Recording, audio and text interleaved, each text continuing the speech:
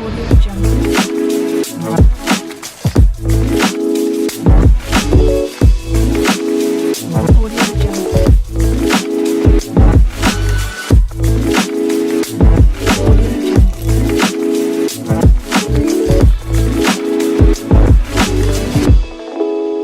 Audio Jungle. Audio Jungle. Audio Jungle. Audio Jungle.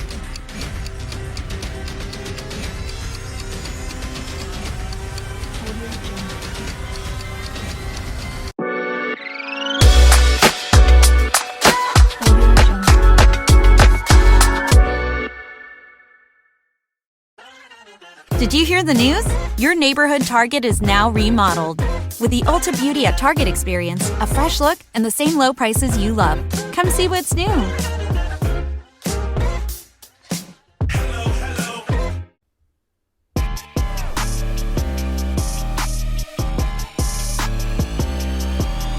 Yo, what's going on, everybody? Welcome back to the Lunchline Podcast. This is, in fact, the greatest podcast that you never heard. Yeah, man, it's been a minute. This is my first episode back since the loss of my father. I lost my dad back in February. I know it's been a few months. And me and my brother have been, getting through this the best that we can, and the rest of my family, we've been getting through this the best that we can, and it's been,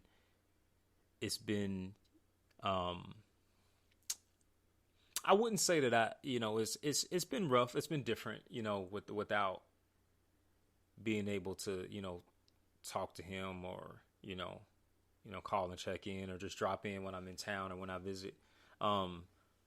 It's been very challenging from that aspect. I really didn't know when I was going to go back, but I knew that I created something or I started something here at the Lunchline Podcast that I didn't want to walk away from. And there were days where I intended on recording. I intended on picking up the mic and talking to you guys, but I would get ready to do it. Then I'd be like, nah, like I just wasn't ready to talk. I felt like I didn't have enough to say. And, I just wanted to take some time away from this, but I absolutely missed this. I missed the Lunchline Podcast and I missed talking to you guys. But my dad is an amazing man. He's a great, great person. Wonderful uncle, very loving. One thing that I remember my dad talking to me and my brother about, or saying to me and my bro, like every time that I would leave or he would leave, is, be good. And, when you young and coming up, you don't really pay attention to nothing. You're just like, yeah, whatever, all right. But I appreciate my dad reminding me to, like, yo, just be good, man. Like be good. Like, no matter how old we got, my dad kept telling us the same thing. He's been telling me that for years, like, be good. Telling me and my bro that for years, like, be good. And your boys turned out good, Dad. That's really what I want to say. It's like, your boys turned out good. And you should be proud because you were there for our entire lives. And I know friends and I got, family, and I know people that have absent fathers in their life. And, my dad wasn't perfect, but he was my dad. You know what I'm saying? And I will always be grateful and thankful for being able to be his son, to experience life with him. Being a dad myself, like, I see how much I mean to my boys. You know what I'm saying? Like, I really see how much I mean to them. When I look in their eyes and I see the joy or the excitement or, just me, being there, I kind of understand how my dad felt, you know? And I'm thankful that he was willing to step up to the plate.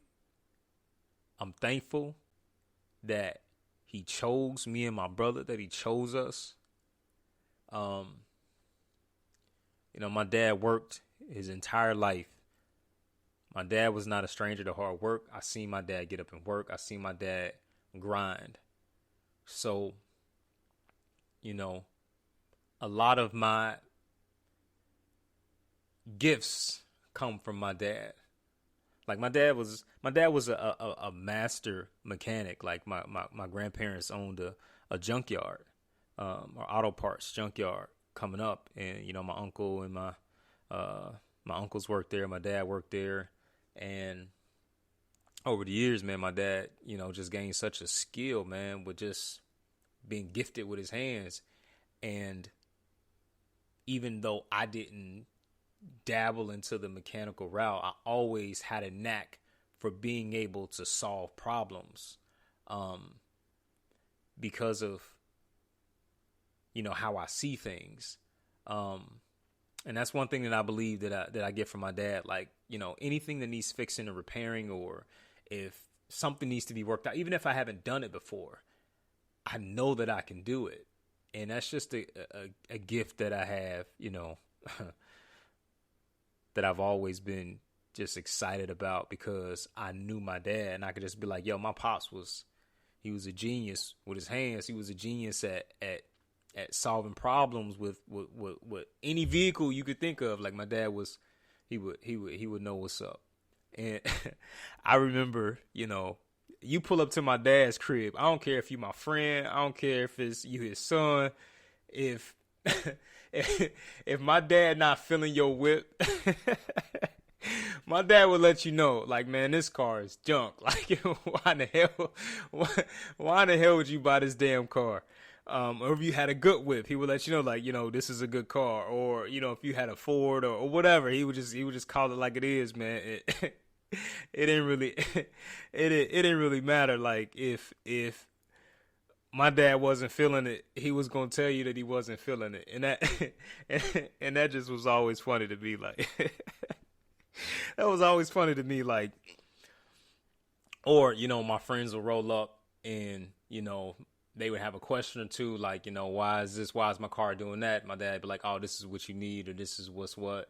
Or my dad's friends, even once they got up there in age, like my dad's friends, who's been friends with for years, they would just pull up, and my dad's in his late 50s, he's 60, and his friends will come over, and they will have, car questions, and they would just sit out there and just work on whips, man. And, those are some of the things that I'm gonna miss the most, man, is being able to pull up, man, and see my dad crouched over in an engine, like looking at somebody's car parts, trying to figure out what's going on, man. I'm really gonna miss that. I'm gonna miss that a lot.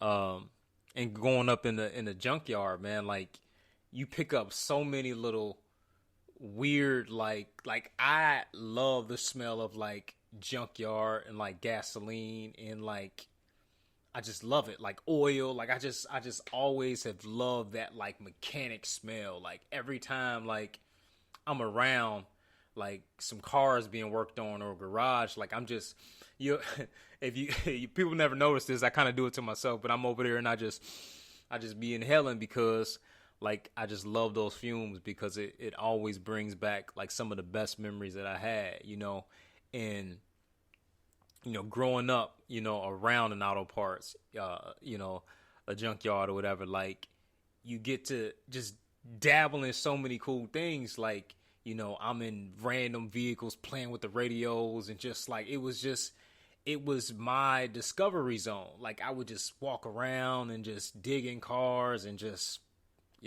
see what I can find, see what I can dig up. I always had like the coolest bikes, because, dealing in auto parts, bikes just pop up. So my dad would like craft me a bike, or, pull out some pieces or whatever, like, here, make you a bike, or put this tire on there, or I will pop up, or he would have a bike for me, So, man, it was a lot of great times, man. So, I'm so grateful that I had Pawpaw Mitchell is my dad. Grandpa Beep is my dad. Like, yeah, like I'm blessed, man. I'm really blessed. So I just also want to say, man, that I know Father's Day just recently passed, last month. I know I'm a little late, but happy Father's Day to all you men who are really there for their kids, who are standing tall, who are fighting the good fight, who are doing the best they can. Even though you can't get your kids all of the things that they may want or desire, and as a man or as a father, like you desire that, like you want to be able to provide, some really cool things throughout their life, that can create good memories that, they'll be happy with. Like, oh, I remember my dad did this. I remember my dad did that. But one thing you understand, is that, your presence or you being there is going to mean a lot. I didn't get everything I wanted as a child. But I had a dad, like I had a dad. I had a dad that I could see. I had a dad that I can go and spend time with, or chill on the weekends, or go stay with for a while, or, I can move in what I want. Like, I was grateful for that. So I want you men to know that, what you're doing is not in vain, and it means a lot. It means a lot. It's going to mean a lot to your children. And I just pray that I can mean that much to my boys, and that I can continue to be, I don't know, some sort of encouragement, something that they will want to, they can take from me, and that they can build on it. They can be better. I just, like, this parenting thing doesn't really come with like a roadmap. It doesn't come with a blueprint on how to do it. Like, if you have kids, or you're raising children, even if they're not your own or you didn't birth them, it doesn't matter. There's still people who are parents who are stepping in and doing the work. So, as you know, if you have kids or you're raising children, they go through different phases, 8 months, a year, 2 years, 3 years, 4, 7 years. And as they go through these different levels in life, these different phases, as parents, you're kind of learning on the fly. You get advice from stuff here and there, but you're really learning on the fly, because as they age, you're dealing with kind of like a new person. Like, it's like, okay, this is a new phase. This is different. The conversations are different. The interactions are different. So as parents, I kind of see, like, you really don't, you're trying to do the best you can. You're like, okay, this is a good decision. That's a bad decision. Like, this is what you should do. This is what you shouldn't do. How to be straightforward, how to have those difficult conversations. You go through all of these different phases as a parent that you didn't really anticipate, and we're all learning on a fly. So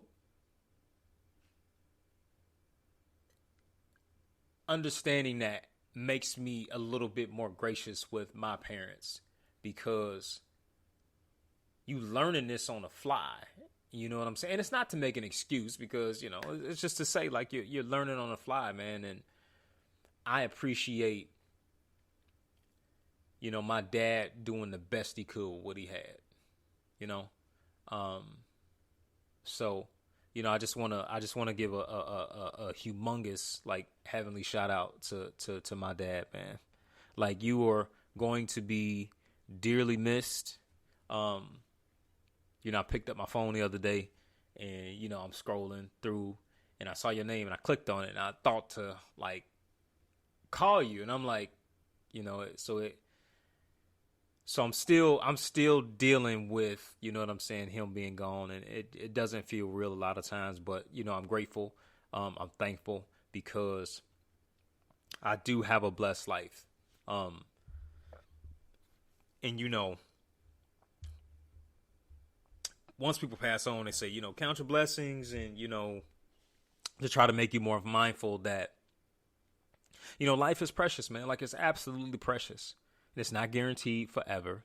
We all have an expiration date. We all gonna get up out of here. But we have to make the best with what we have. Like, we got to do the best we can with what we have. We have to do the best we can. We have to repair, you know, these relationships. We have to learn to forgive. We got to try to make amends. We have to spend time with each other and realize that, you know, we really have all we have. We have all we need. You know, like, we really have all we need. If you're alive and you're well and you have the opportunity to make a difference, you have the opportunity to change things for yourself, you're living a blessed life.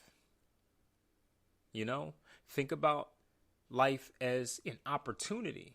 You know, like, things didn't work out a year ago, 5 years ago, 10 years ago, yesterday, whenever. But as long as you're breathing, you have the opportunity to make something better. You have the opportunity to change your future.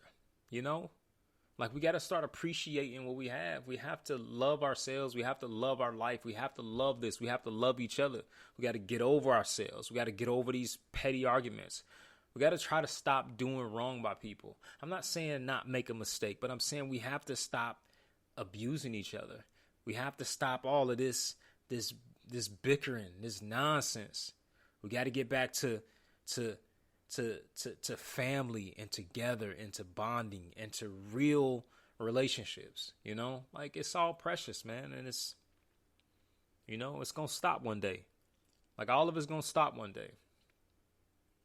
You know, an episode I did a little while ago, you know, when I talked about falling in love with your future, and you know, that's highly important, man. It's very important. You know, being able to think bigger than what we're currently going through. You know, like, we all going through some stuff, but we got to understand that we got the ability to get through it. You know. We got to we want that happiness. We can get that happiness is an absolute choice. Like, we all make the choice to be happy. Like, you know, it's definitely a choice. So forgiveness is a choice. Patching up fractured relationships with family and stuff, like, that's all a choice. Like, it's all a choice. It's all a choice. And as long as we have life, we have the chance to make things better for ourselves, you know. Like, we have the opportunity to fix things. So, you know, I mean, if you don't really get nothing else from what I'm saying today, I just want us all to just, you know, learn to appreciate life, learn to appreciate the astronomical blessings that we have, because we really have a lot. We really have a lot. So yeah, that's that, man. That's really that. So I really didn't have like a full script for y'all today. I just wanted to get on here and just, you know, let y'all know that I miss y'all, that the Lunchline Podcast is still here. We ain't gone nowhere. We ain't left, because it's a whole lot of shit that need checking. It's a whole lot of shit that needs straightening. But I just wanted to do just a tribute, man, to my dad. You know, Dad, I love you. I know my bro loves you. We all love you. Your grandkids love you. And I'm going to continue to be good. You know, I'm going to be the best person that I can be, because I know that will make you proud. Me trying to make a difference in this world, in my own life, in the lives of other people, I know that would make you proud. So I can honestly say that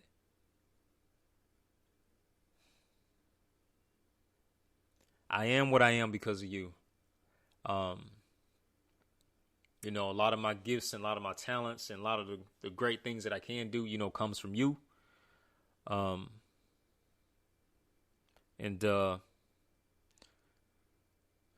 I hope you're resting very well. You did your time here. I'm gonna always miss you. And I hope you see me doing this from where you at. And I hope that this podcast is making you proud.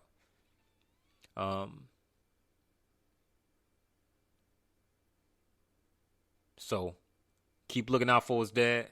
And your boy is gonna keep on making you proud, man. We gonna keep doing our thing down here. So we love you. To all my listeners of the Lunchline Podcast, man, I love y'all. Thank y'all for sticking with me. And we gonna keep on going because, you know, like I said, I got a lot of shit to say, and it's a lot of shit that need to be said.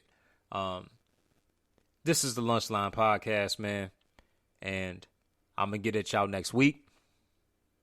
Next Friday, 12 p.m. It's the same time, so come on back because we dropping next week because I got a lot of stuff to share with y'all. Until then, man, y'all be cool, stay safe, love your family, love those that are dear to you, and repair those relationships. All right. Peace.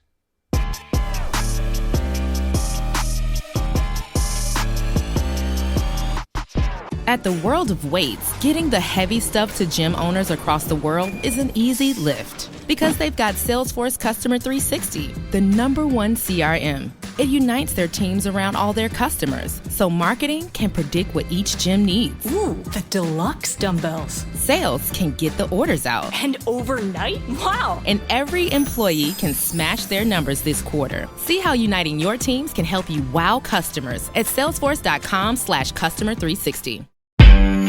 Audio Jungle.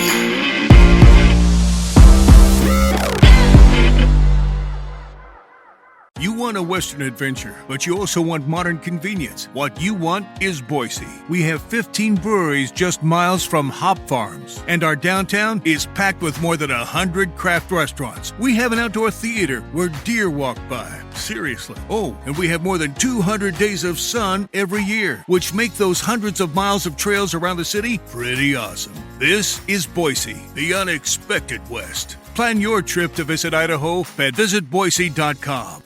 The Triple B Podcast would like to invite you to come break bread with your brothers. If you like what you're hearing on the show, if you think we missed the mark, or if we got it all wrong, reach out to us on social media. We can be reached on Twitter at triple_B_pod or search Brothers Breaking Bread Podcast. We are the Brothers Breaking Bread on Facebook, and our email is brothersbreakingbreadpod@gmail.com. Further descriptions are in the show notes. Like, follow, friend, do all that good stuff, and please never forget to break bread with your brothers.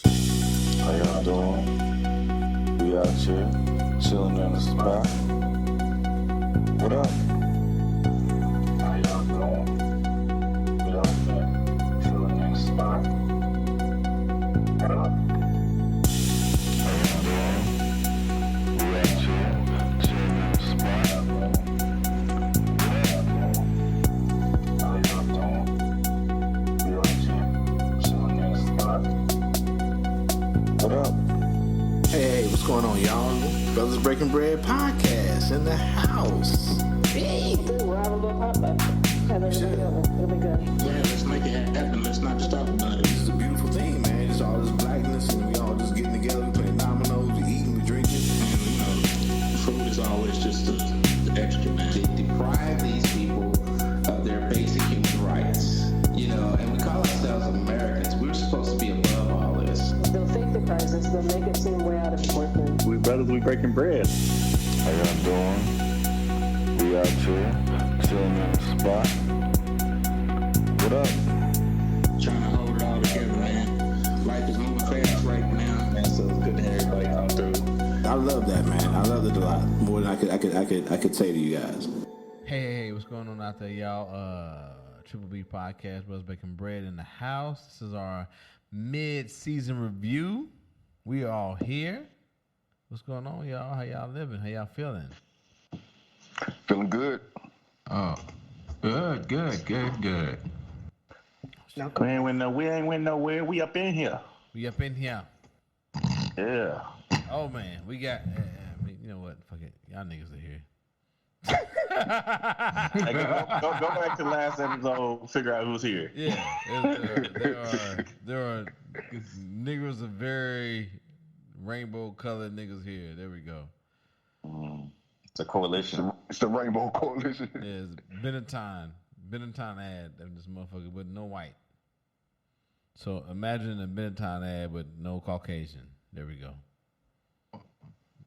Anyway, here we are. Let's go.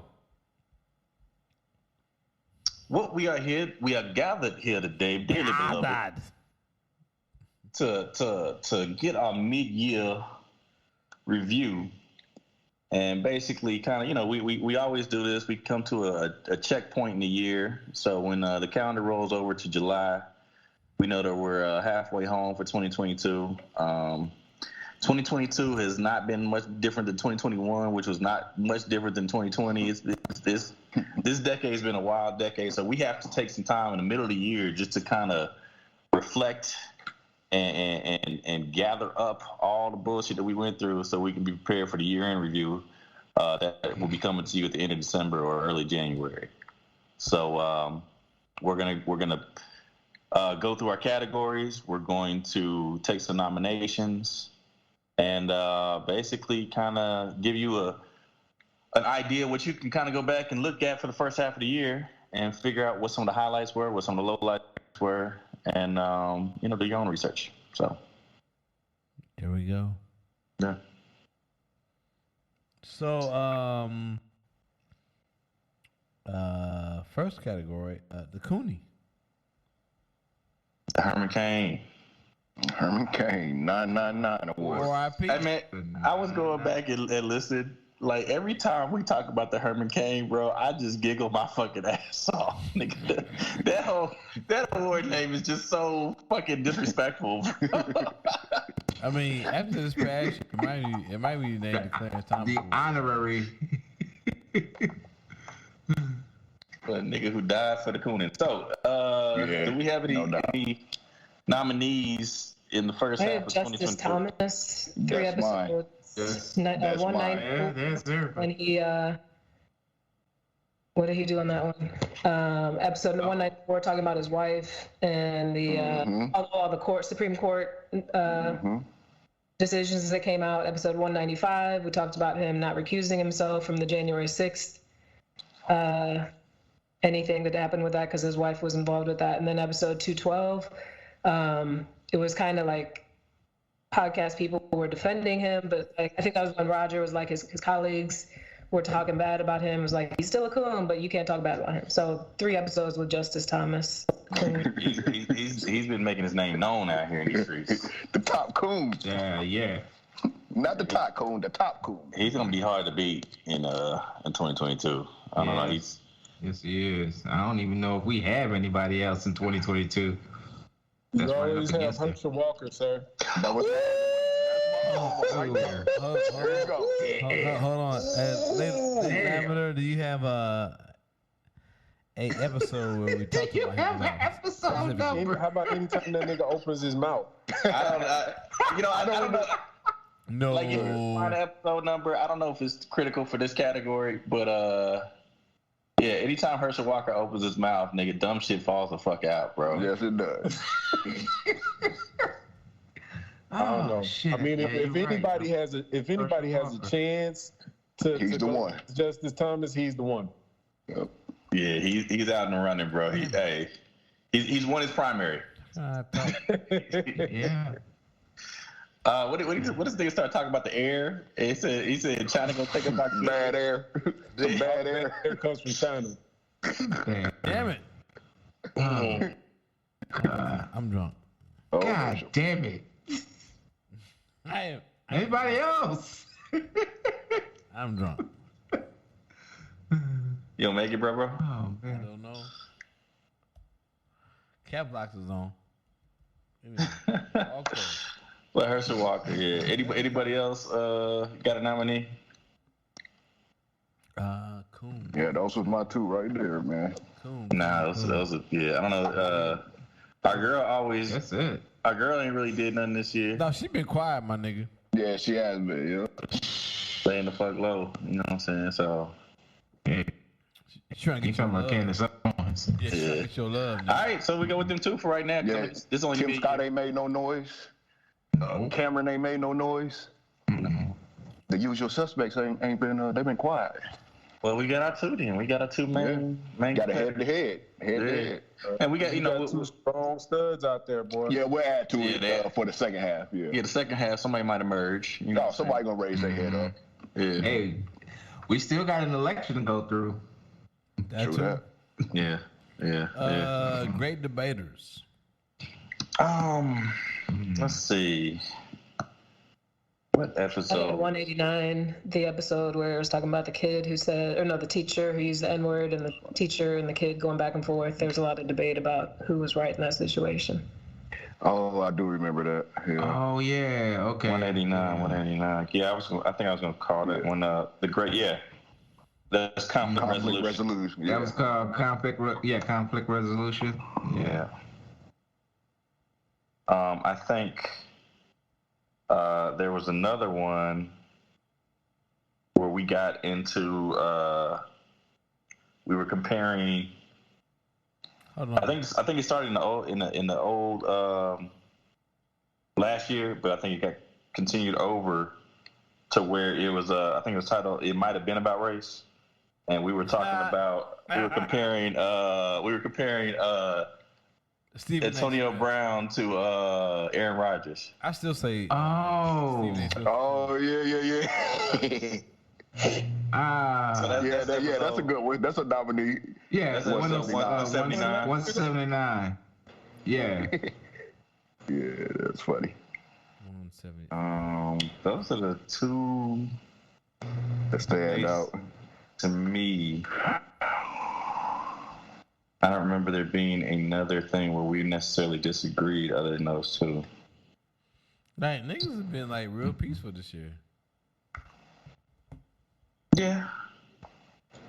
We've been united against the bullshit. Yeah, like niggas have been on some more like the world is ending. We all about to women gotta be out here doing what they gotta do for basic contraceptives, and we about to be out in the fields again. This is not in this session. This is probably gonna be for the next time we go around. But I bought my kid McDonald's. Oh yeah. Oh, I mean. Oh yeah. It makes it for this one. It was in July technically, but we can put it down there as in, you know what I'm saying, just a reminder. Yeah. Okay. So that's episode 213 as a reminder. I bought my kid for 213. Yeah. Yeah, 213. So y'all was arguing on that one, okay? Well, it was. I think we just had a conversation. Kim and I kind of got into it again today because there was another one that Kim. What was the context of the one that came in the chat group the other day? The young lady about my boyfriend. Oh, yeah, with the boyfriend and the kid, and so she's gonna pay. She's gonna take their kids on vacation, but not take the boyfriend's son on vacation. She's not going to pay for him to go on vacation. So we were saying that was kind of like the flip of the McDonald's story. Was that? Yeah. Is that what you're talking about, Joe? Yeah, that's what I'm talking about. Yeah. I don't know why I have 185 written down, and but I wrote down parenting skills. I don't remember. Let me look at it and then I can see. I'll be back. Highly paid slave is still a slave. That's what I got. Say what now? A highly paid slave is still a slave? Yeah, for 185. Yeah, but there was a debate in there? It was something around parenting skills. So let me go and look. 185. Yeah, a woman asked why grown kids don't call their parents voluntarily. Yeah. Leading to a discussion on appropriate parenting strategies. That was a pretty good episode. That was a pretty good episode. I don't remember it being a debate, but I do remember that being a discussion. Maybe does that fall under debate, or does that fall under? Because we had another category. that might get that one a little bit better. If you can scroll down, right? I know you're drunk, but if you can scroll down a little bit, bro. Been drunk. I appreciate the keep on going. Oh, okay. Yes, sir. That might have been. I don't know. I thought we had another category that might have encompassed that, but throw it in the debate side. What's that? Why not? 185. 185, and if we need to, we'll make appropriate adjustments later on. To my whiskey drinkers out there, Hey Roger, you got that in the Google Drive? I can help you out, man. No. Let me try to catch up with you, Roger. Let me go ahead and. No. I got it. It's up. Google Drive. It's in the Google Drive. Yeah. I'll see if I can help you out, man. I'm trying. Wow. Why? You know what? Hey man, just go on and let him. Go on and let him, bro. Bro, I don't sit back. This right here. Get y'all some of that right there. I don't see it, bro. What are you talking about? In the Google Drive. What's that, pimp? I got it. You ain't put it in the section where it's at. Okay. What are you in? Second half review. Yeah, I went to our past review and opened that one up. All right, let me see.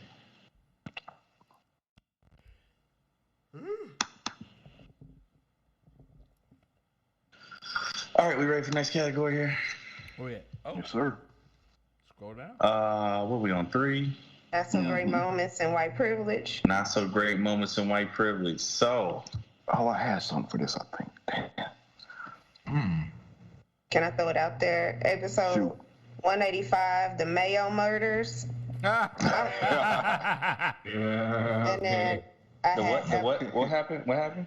So remember, the Mayo murders. It was 2 gentlemen from Iowa, and they got into it. And then episode 187. The Mayo murder. Your math is not mathing. Fuck them kids. That was the bus driver who was drunk. Nigga. Which one's meth, not meth? And then I think episode 203 was white and white. So let me go. Yeah, I can't remember. Does 203 count? Let me pause. I'll be back. Which one was I find it. We got it. 203 would count. Yeah, 203 counts. Mm-hmm. Not so funny advice. It was the outside. It was the bitch who stole the boyfriend out of jail. Okay. And then they went on a run, and then yeah. Because they had the same last name. She ended up getting killed. Yeah, same last. Yeah, she was. Exactly. Yeah, I think she shot herself. No, she shot herself. Yeah, while they were fleeing. Yeah, she did. Yeah. Hold on. What's going on here? I had 178. Just all the January 6th folks. Something was talked about them in that one again. 178. 178. Yeah. Is that at the beginning of the year? Shit? The Great Resignation. The Great Resignation. Nigga, we need to put Will Smith in that category. He's not white. But nigga, he thought he had white privilege though, nigga. That's not. Hey, he went and set his ass right down and stayed up in that bitch. They gave it for that night. At least he did. Keep my wife's name out your fucking mouth. Yeah. Bro, I don't know. He inserted privilege. I don't know if it's white privilege, nigga, but he inserted privilege like a motherfucker, man. Here's the next question. Where is Will Smith at right now? Yeah, he's in exile. We don't know. Exactly. Exactly. He's on the low. Where he at? He's in exile. He's at the red table. Smoking weed on top of a motherfucking Amber Heard. Oh. Yes. But they was both dirty though. But both of them shit put Amber Heard and Johnny Depp. Fuck it. Okay, Amber Heard. Okay, yeah, that's who that is. What's the episode though? Nigga, I know we talked about him on the Cookout. You know what? I just say Amber Heard and Johnny Depp. Yeah. We'll figure it out. And I think they came up somewhere else, but I know we talked about him on the Cookout. I think it was the next one. It might have been the next one after the lawsuit. It might not have been the next one, but when the lawsuit or after they suit got adjudicated. You know what I'm saying? We talked about that shit. Yeah. The Slip and Fall guy? I don't know what episode that was. Yeah, the Slip and Fall guy. That's 208. I don't think I was there. Yeah. You said the 208? Yeah, it looks like Johnny Depp will be footing the bill for the cookout. Yeah. Yep. Oh yeah. So we got Mayo Murders, one of Great Regs, Amber Heard, Johnny D. What else? Something else. It's only the halfway point. I think 3 is probably solid unless y'all come up with something that's I mean, does today count? Today don't count, huh? What's the next one? Second half. I was gonna say Elon Musk's father. That's second half, pimp. That's second half. Put a note on it. We can put a note on it for like we did the we can. The other one that was discussed earlier in this month. It'd be asterisk. I'm drunk. Where's the asterisk at? There we go. Asterisk. Rapist ass Elon. I was shot. Yeah, I was shot. It's my house. Fuck it. Kiss my ass. Huh? You married a Bigfoot. You motherfucking every year you sit on my steps. Goody Gaga. You ain't never fucking back, y'all. I said Goody Gaga, Lou. Oh shit. Goody Gaga, Lou. I said, fucking, I put my drink on it. He said it's beautiful. I said, no, that's a piece of shit. I'm drunk. Goony goo goo. Oh man. If y'all like whiskey, man. get you some of this shit right here. This shit right here. Huh? You can hear it, nigga. Oh, No, what did you say? I didn't hear what you say. If you like whiskey, my nigga, get some of this. Good shit. I'm not looking at it. Oh, okay. All right, I will. I love whiskey. If it was Kim, you would have already wrote it down, nigga. Easy. Anyway. Shut the fuck up. You didn't say no. Shut the hell up. That's who we are. Anyway. Donald J. Trump bag of dicks. Is that our next topic? Hey, that's you said bag of dicks. I believe it is. You said bag of dicks. Hold on, man. Ma'am, you are horrible. Transitions are horrible. Your transitions are horrible. Artists to be known as No. Buckery. That was the episode when rapper Mano was talking about the next one is Go to Sleep. It's go. Oh, okay. So let's take note of today then. You just want to say dick. That's how you just want to say dicks words. That's how you want to say dicks. I don't know. Roger might need to go to sleep right now. How about that? We can go ahead and just tab this one for tonight. Keep going though.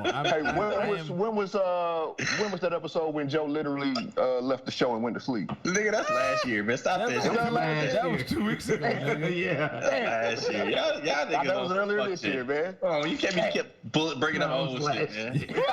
That's the whole point of the show, nigga. I tell you the thirsty ass episode. What episode was that? God, nigga, throw a dart at the board. And Hold on, I'm just gonna say 10 meats honey buns, nigga. I don't know which one it was. Nigga, it's drink water or die of thirst. Yeah. $1.99. That's it. $1.99? Yeah, $1.99. Oh shit. Drink water or die of thirst. Oh shit. What was the name you got on that episode? Who? Tim Scott. Tim Scott. Tim Scott. I don't think that was that episode. I think it was a different episode, though. No, that was not that episode. That's when he was on the Royals. That's when he was hanging on the Royals. Yeah. That was. That might. Hold on. Okay, wait. I could find that. That's a good episode too. We had the freestyle session going. Yeah, right. Why you bring that shit back up, Basie? That was a fun night. Motherfuckers, I forgot all about that. Tim Scott might be the greatest nickname ever, man. Hey, that's what I'm saying, dog. That's what I'm saying. Low key, the freestyle session might be a go to sleep session. The freestyle session was man, not like that. Nah, that shit was. That shit was an excellent listen, bro. I loved it. I listened to it like at least like minimum 5 times. Yeah. Okay, what episode number was the freestyle episode? might have to come up with it, but yeah, okay. You might have to come up with it, but I was drunk. I've been drunk most episodes, but here we are. There are levels of drunk. It is VSOP. Who? Okay. 198. For what? 10 Scott? Yeah, the 10 Scott was 198. Where's it go? VSOP, violating standard operating procedures. Yeah, there it is. I see it. I see it. It's at the beginning. I mean, at the end. Well, where's that go? Go to sleep. Okay. He said we tried to talk a little baseball after opening day, but Tim Scott said 198 VSOP, violating standards operating procedures. Oh wow. Mm-hmm. I'm still just. What are keys? What are keys, my nigga? Okay, shit. I'm gonna nominate Kim. What's that? Kim gotta go to sleep. Yeah. The government in my guts. Government in my guts. Yeah.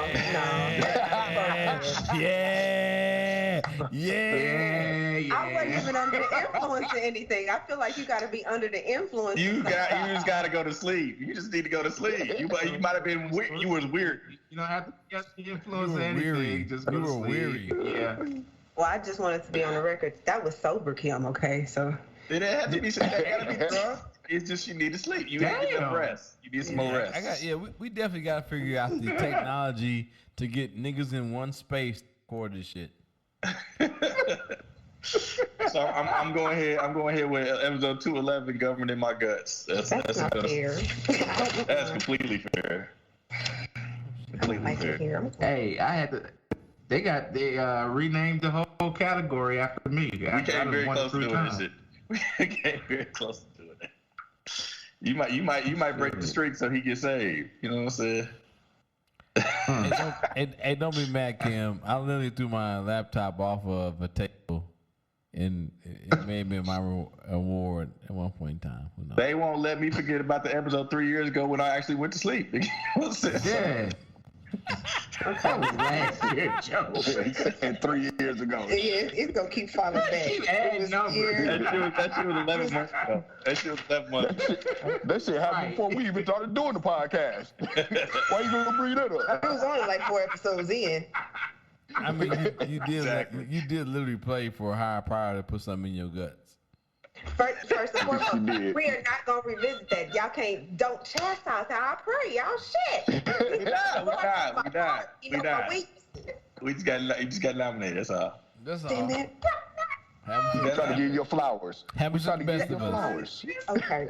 Good refrain. I don't have flowers, but I got a pretty impressive snake plant. So that's all I got. So that's all. What's the next episode? What? All these phallic symbol jokes and shit. What's the next? No, not really. I do have a snake plant. Sorry.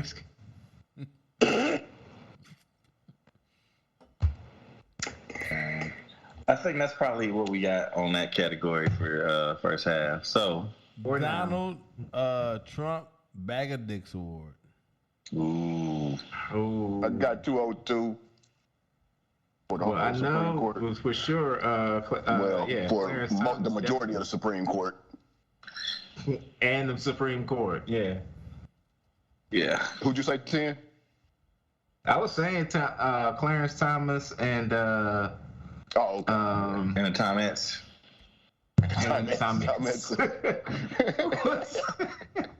No, but who was the one that wrote the opinion? It wasn't. I want to say Samuel Alito, if I'm not mistaken. Alito. Samuel Alito. Yeah, it was Alito. Alito and the Alito's justices. the one that gets. You can always give it to Mitch McConnell for still captaining the ship. Always. Yeah. You can always give it to Donald Trump for nominating 3 of the 5. I'm gonna say Joe Manchin for pretending to be a Democrat all these years. Has he done anything this year? I know he did a lot last year. Has he done anything this year? This past week he stepped out of the we didn't cover on the show, but I think I mentioned in the pregame. He stepped out of legislation as far as like taxation, as far as coal and energy and shit like that. Yeah. Okay. I had mass shooters, episode 204, 206. There you go. There you go. She's awake. And then for the courts one, I had 186 and 211 for I don't even know if they were both Supreme Court. And then I had Florida for 183. I don't even remember what the fuck they were doing. Florida's always doing fucked up shit. At least bag of dicks. Hit dog the whole will state holler. gets the bag of dicks. Hold on. There's a lot. She rapid fire. Florida passed a law banning critical race theory. Oh, right. And started banning lectures on the history of peoples of color. Okay. Yeah, they deserve a nomination. Yeah, they were nominated for. They deserve the award. We they got some competition. Hey, do we want to make America's Tank? What episode was that? 183. A Hit Dog Will Holler. Yeah. Okay, we go. Thank you. Do we want to make America's Tank an official award category? That's more. I think that'll be entertaining. That'll be entertaining. Yeah, that'll be a good category. He nominated Texas earlier in the year. Yeah. So. Yeah, I think that's what we talked about in that episode. We talked about it. I think Florida was the front runner, but Georgia had won the year before. Texas had won last year. So, are we still on the number 5? In some ways. Yeah, and then add mass shooters, United States mass shooters. Okay, yeah. Buffalo and Uvalde shooters. Episode 204 is the Buffalo shooter, and 206 is the Uvalde shooter. 208 is Tulsa. And 208 is Tulsa. Yeah. Yeah, we name all the mass shooters. We gonna be here all day. Right, exactly. I'm saying mass shooter, nigga. Shit. Roger gonna be sober by the time we finish. No, doing that. I'm gonna keep drinking. Righto. I love y'all though. How about No, but Lady Lavender. So mass shooters. What else you say?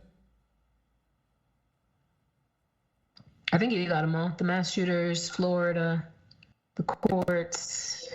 Yeah. Okay, thank you though. That's good. Yeah, I think that'll do. Yeah. So reset asteroid. There we go. No. Just put a notice today's episode. Nigga, everything. Nigga. Oh yeah, today's episode. Just today's episode. That's second half. So technically, second half. I know, but yeah, we always put a note there just because we don't want to forget it. Yeah. I'm sure I'll put a title on there that'll remind us, but it's gonna be episode 214.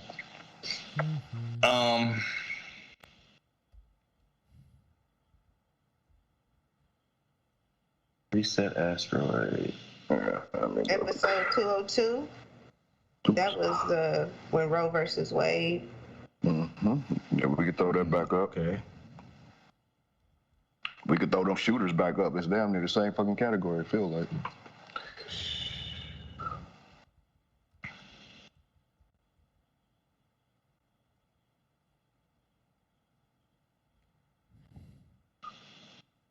The motherfuckers that deserve a bag of dicks is the reason why motherfuckers need to send the asteroid. Agreed. This is true.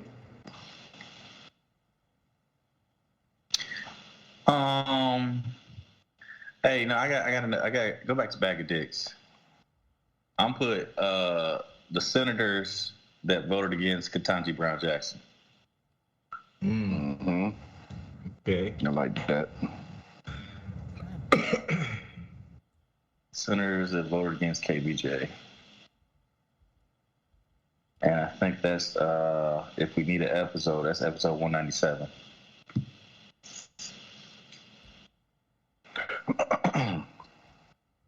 Hello.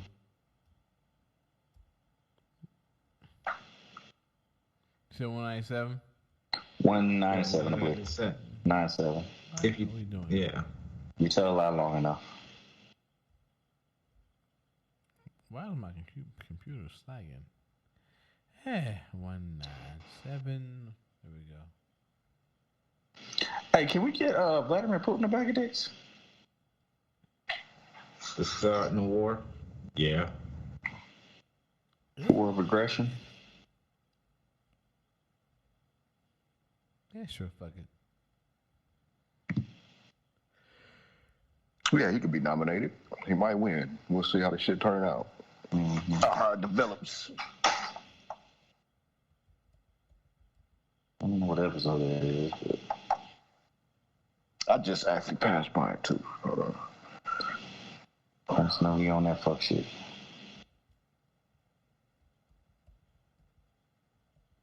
All right.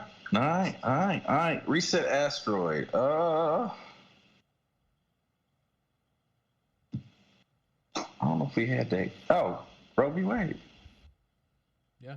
Oh, we already got it. Yeah, we already got it. Okay. Liam Lavender touched on that. I don't think you can have it, man, without the school, without the mass shooters too. Mass shooters. That's what I'm saying. Reset asteroid. Mass shooters. Definitely. Yeah. And like we said, episode 214. This these perverts out here doing everything wild. Right.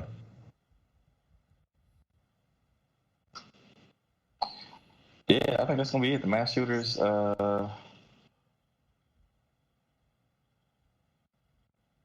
Is there any Republican wild shit that we? I mean, it was. I don't know if it supplants the mass shooters and the road decision. I think those are probably the two big ones. But that's Republican shit. Yeah. Well, I was saying like in opposition to the January 6th commission or something like that. You know what I'm saying? Oh yeah, right. Nah, ain't nobody really sticking their head up on that one. Not enough to get nominated. All right, we ready for best soundbite? Yeah. All right, so what are we looking? What are we on this? So we're Anything at Gary Chambers, all his ads, those were all good. Yeah. Yeah. And then that was 187 was one of them, and then 190, the description of the Ukrainian refugees. They were just these great, wonderful, blonde-haired, blue-eyed people. They don't have homes. Oh, yeah. Oh, yeah. Okay. What was that again, Lady Lavender? 190, describing the Ukrainian refugees. Or should that be a moment of white privilege? I don't know. You know what? That would go good with that, actually. I think it would. Yeah. Yeah, that's actually perfect. Sound bites. So, episode 188 was Big Bang B and KBJ. Yeah, that was pretty good. Yeah. That's pretty good. And then episode 196 is P90X, and that's when that man did Denzel's intro. I think that was shortly after the Will Smith situation. No, what happened? It was I think it was the intro of that show where the gentleman was talking like in the voice of Denzel Washington as to what he would say or what he said to Will Smith. I think that. Oh yeah. I think that was that episode. Yeah, he always does that voice. Yeah, he's pretty good. Okay, that was my first one on that one. No, yeah, he did it in the context of the Will Smith thing, but yeah. And I think there was a soundbite in 203 that was funny. Hey, didn't you say Mike Pope? What did he do? Pope did a video. I mean, he does something them all about the time. the liquor. Something about liquor or something. Yeah, the way to fix a perfect drink. Yeah, it's the way to fix a perfect. And you took it like that. Yeah. You put a whole bunch of sweeteners and shit on the bar and then threw them on the trash. yeah. I like that soundbite. Hey, what about the slip and fall guy? Oh yeah. That was a pretty good soundbite. What was it? Remind me. I don't know if I was on that. He was the guy who had like the reasons why he was going to leave a job. He picked jobs because he knew he could get like. Oh yeah. Oh boy. Discrimination charges called Charleston White or something. Oh yeah. Okay. Yeah. He said he sue every job that he ever had that he has. Yep. Yeah. That's beautiful. Yeah, that was beautiful. Yeah. He be in the break on talking about, I don't want to hear that shit. That's sexual rat. I be telling my girl that she be talking about at work. I be like, you need to sue them motherfuckers. That's episode 208. Yeah, the slip and fall guy. That's hilarious.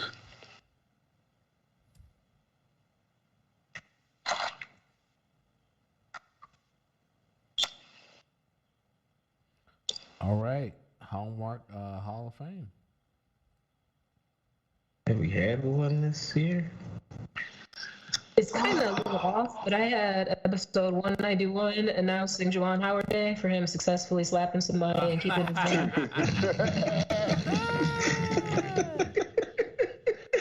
I'm not sure that's in the spirit of the rule there.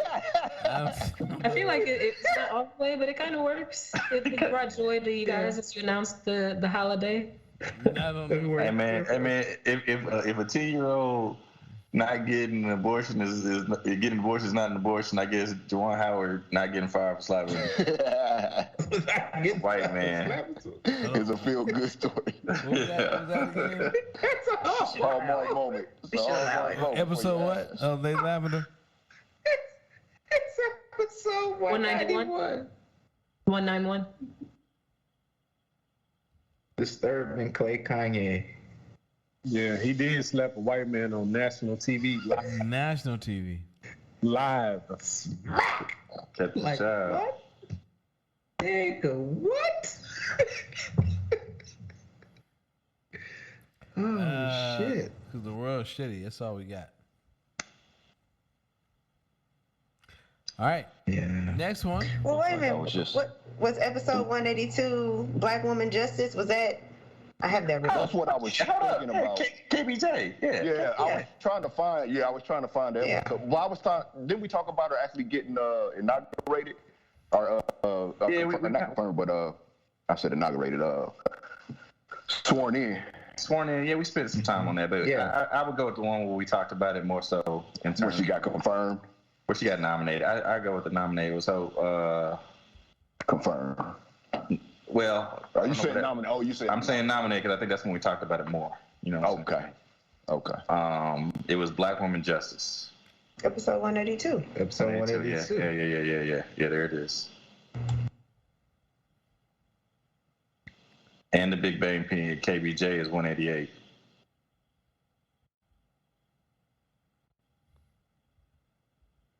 Oh, hold up. Soundbite, your math is not mathing.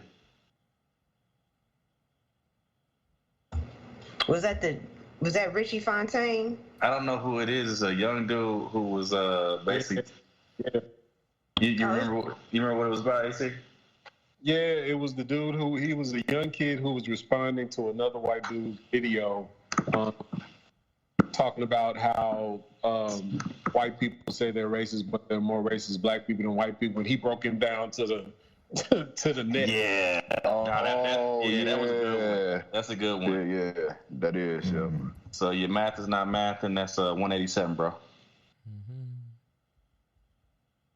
187 on the other cup of top. So we already got one. Oh, speaking of that episode, also, we need to throw in Marjorie Taylor Greene for the bag of dicks. Oh.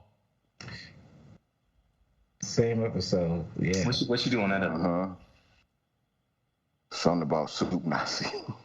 I vaguely remember it. Mental midget Marjorie Taylor Greene fears an invasion from the soup Nazis. I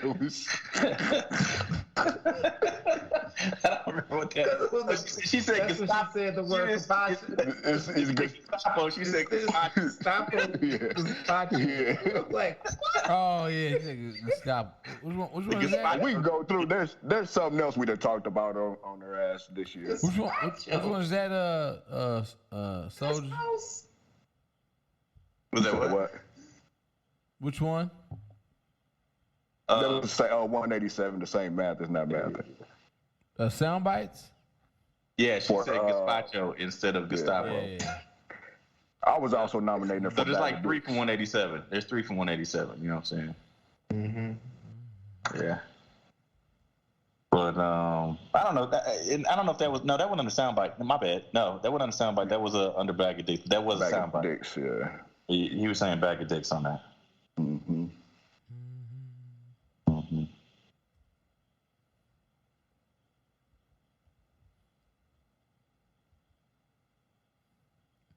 What else? Did we?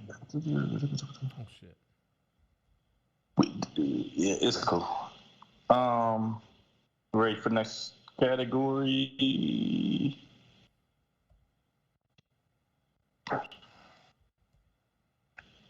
Any other sound bites? Nothing I could think of.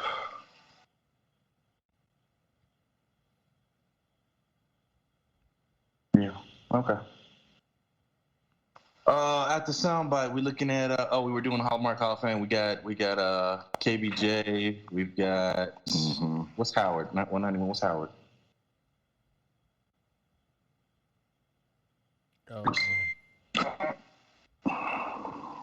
Olajuwon slapping that white man. Oh, okay, Juwan Howard. Yeah. Juwan Howard. Juwan Howard.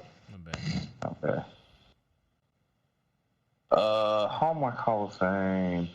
We got this equal pay with unequal cups. Kim shaking her head no. You ain't for that. It was about the women's national team in soccer getting equal pay.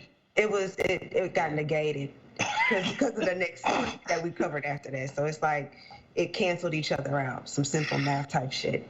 Just keep it going. So we can't use that one. I mean, you can put it on there. It's cool. I was giving you a hard time. All right. So women's national team gets equal pay. I think that's probably good for the first half. I think for me, KBJ is the far and away front runner. Yeah. Indeed. All right, what do we got next? We're looking at the You Ain't Shit Duck Boat Award. My favorite award. All right, so I call motherfuckers out. Who ain't shit on here?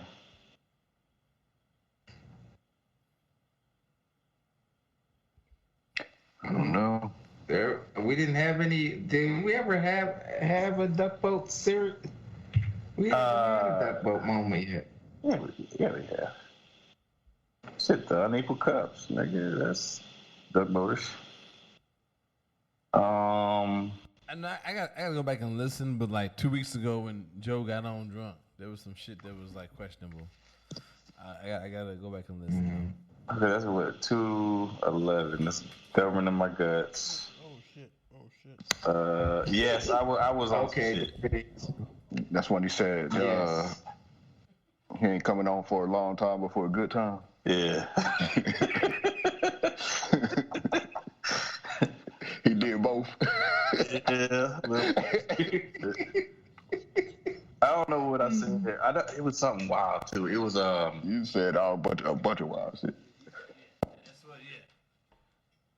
It was something wild on there. I forgot what I said. It was something wild on there. So we should go Joe on episode 211. Just 211. I ain't here for a long time, but yeah. He was just going.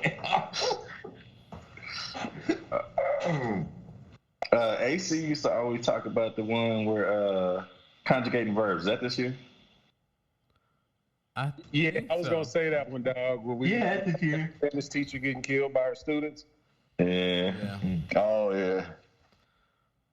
That's 2 for me, huh? Okay. That's 190, not 194. Told you I wasn't here for a long time, but a good time. You know what? I mean, the shit didn't get. I don't know. The shit got cut out, but the crackers cracking crackers. What was it? Nigga. Cracking crackers. There was some shit that was said that wasn't published. But which episode was that? That might. I think. 192. 192. That's your boy 10 meters. Roger too. Roger said some shit too. Ryder did have chat now too. He did. Always. Same. That's a lot of shit that had to be added. Yeah, we had to have a summit after that. Yeah. What the mafia call it? We had to have a sit down. He had to have a sit down. Yeah. One of many. Hey, under great debaters, toxic masculinity. Did we debate who was right? Oh, who was wrong it was a debate. In the Chris Rock versus Will Smith? Oh, shit, yeah. That had to be a debate. But no, there was a debate about you and Kim was talking about toxic masculinity and something about toxic femininity. Was that in that same episode? Yeah, I think it was. I don't know. I don't remember if that was in that same episode, but I remember that discussion. It's kind of ringing a bell. That might have came along like right after it or something. But put that under great debaters 196. I'll do the research and see if that's what we, and then you put in parentheses toxic femininity, and I'll look for that too. But I think that is the same episode though. Yeah. We still on Tugboat, huh? Mm-hmm. What we got? Oh, we got 3. Yeah, that's not. Yeah, this is the first half. So. Oh my God, join me. Hold up, like, I got 2 nominations on there. One of you other niggas did something. You've been working hard, my nigga. Hey, I really liked Hope for the Harvest. I don't know what category that is. I don't know if that's a Hallmark or if that's best episode.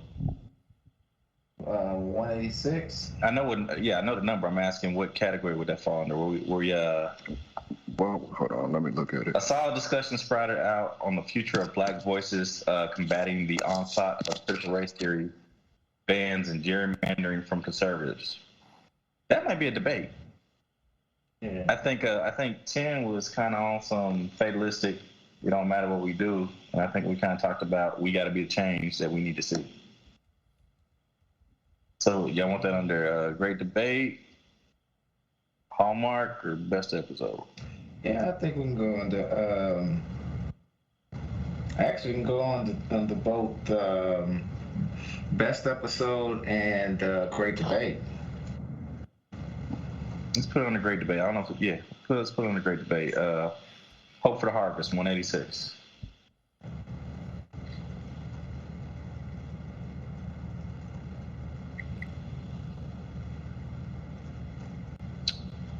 They could probably go under both if y'all feel it. You know what I'm saying?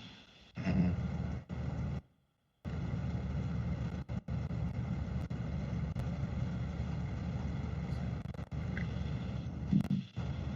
No, MacBook M1.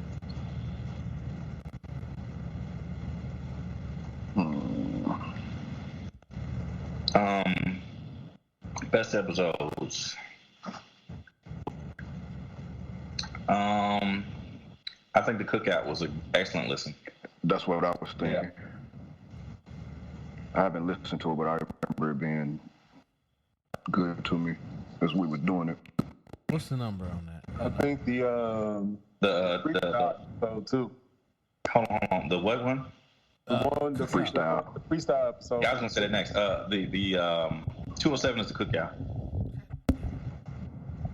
The freestyle was that VSOP? Yeah, I believe so. Yeah. So 198.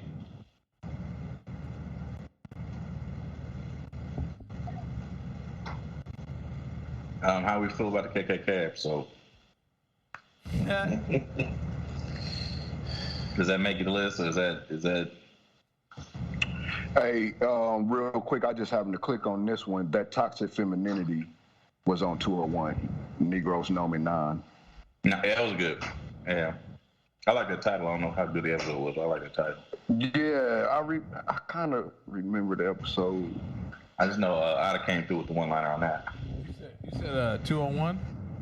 201 was not Negroes Know Me 9. And I don't know, was that under debate or was that under best episode? Debate.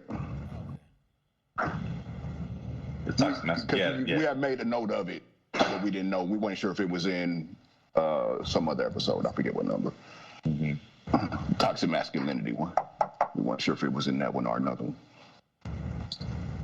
Yep, I think it was, yeah. Because we were talking about Amber Heard.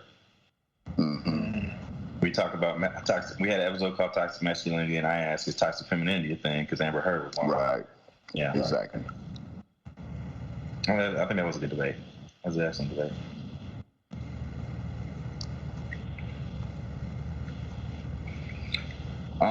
Best episode. So we got VSOP. We got the barbecue. Government in My Guts is pretty fun. What?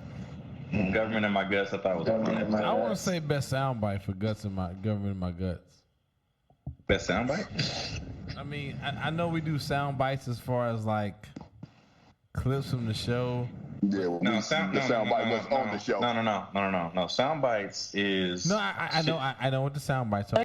When you play the best episodes, there's always a clip that you play from the episode. I think he said that part of it when you say nominate for best episode. I mean, yeah, I'm gonna do whatever category it's in. It's gonna get a soundbite if it's in a category that requires soundbite. No, I get it. I hear. I know what sound bites are. We talked about it. So I don't know where that falls in, but I don't know when she said it and niggas started cooking. I don't know what I don't know the sound of that. But why does that have to be the part that we pull out? No. There was. I mean, no. That's gonna get pulled out from somewhere. But there was a lot of good shit in the episode. But that specific thing. I don't know if this is what Roger's saying, but I personally would nominate it as one of the great sound bites, even though it's not a sound bite per se. But it is a soundbite, though. I know the rules of sound But that's out of the definition of what the sound. The soundbite category is to save me some work. No. Yeah, I get it. So let me retract that. But can we just acknowledge that for this recording, that was some great sound. That was some great sound. So I think it found its way into being nominated for the best episode. I will now pull my nomination. Now we have recognized that, and we can put that somewhere else. There we go. We're gonna put it under best episode 211. There we go.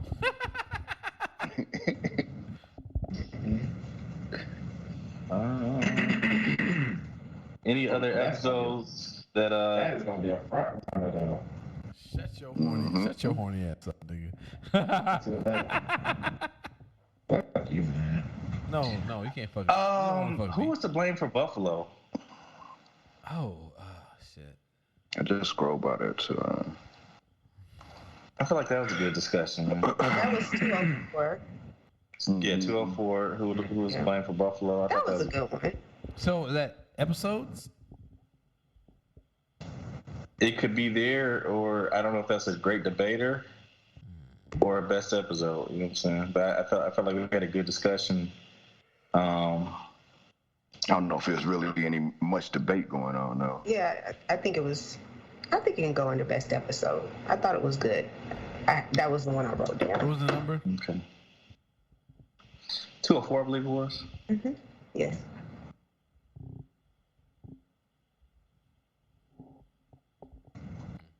That's all. Anything else out there to stand out to y'all? Not to me, sir. Nah, that's all I could think of, bro. For me, Bring the Good Bible, where Ketanji Brown Jackson kind of got the stamp. I don't remember if it was a particularly good episode though. Yeah, I don't know. I don't remember it that much. I can't. If you don't remember, it must not have been that good. Yeah, that's what I'm thinking. Exactly. Yeah. And ain't nobody else jumping in on it, like, you know. So, okay.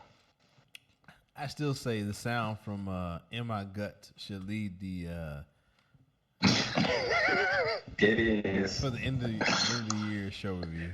That should, it should become like part of the intro. It should become part of the outro. It should be like, you know what I'm saying? And like, hey, never forget to break bread with your brothers. I got something in my guts. I need the Lord. I've been praying for the Lord to deliver something in my guts. I feel like y'all taking it out of context though, because I was really talking about how like You got to be really mindful about what it is that you put out into the universe. Please don't continue that. They about to trounce on it. I think it does work either way, whether it's penis or the Lord or the government. You gotta be mindful See what I'm saying? of what you want to do. Bosco, what if you had a drop machine where you could just record drops? Stop it, Kurt. Did you see Joe? He completely leaned back. He is thinking. Stop it. No. We went that road with Frank back in the day. Yeah, Joe is on my mind. I was like, we went that road, and it becomes like comedy.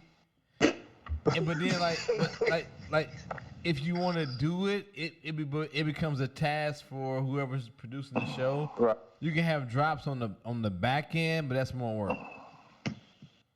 Yeah, it's more work. Yeah, like in the middle of the show, it becomes more of a like AM, FM, sports comedy kind of shit. On the back end, if niggas getting paid heavy money, then you can edit it and do how you want it. You can do the drops, right? But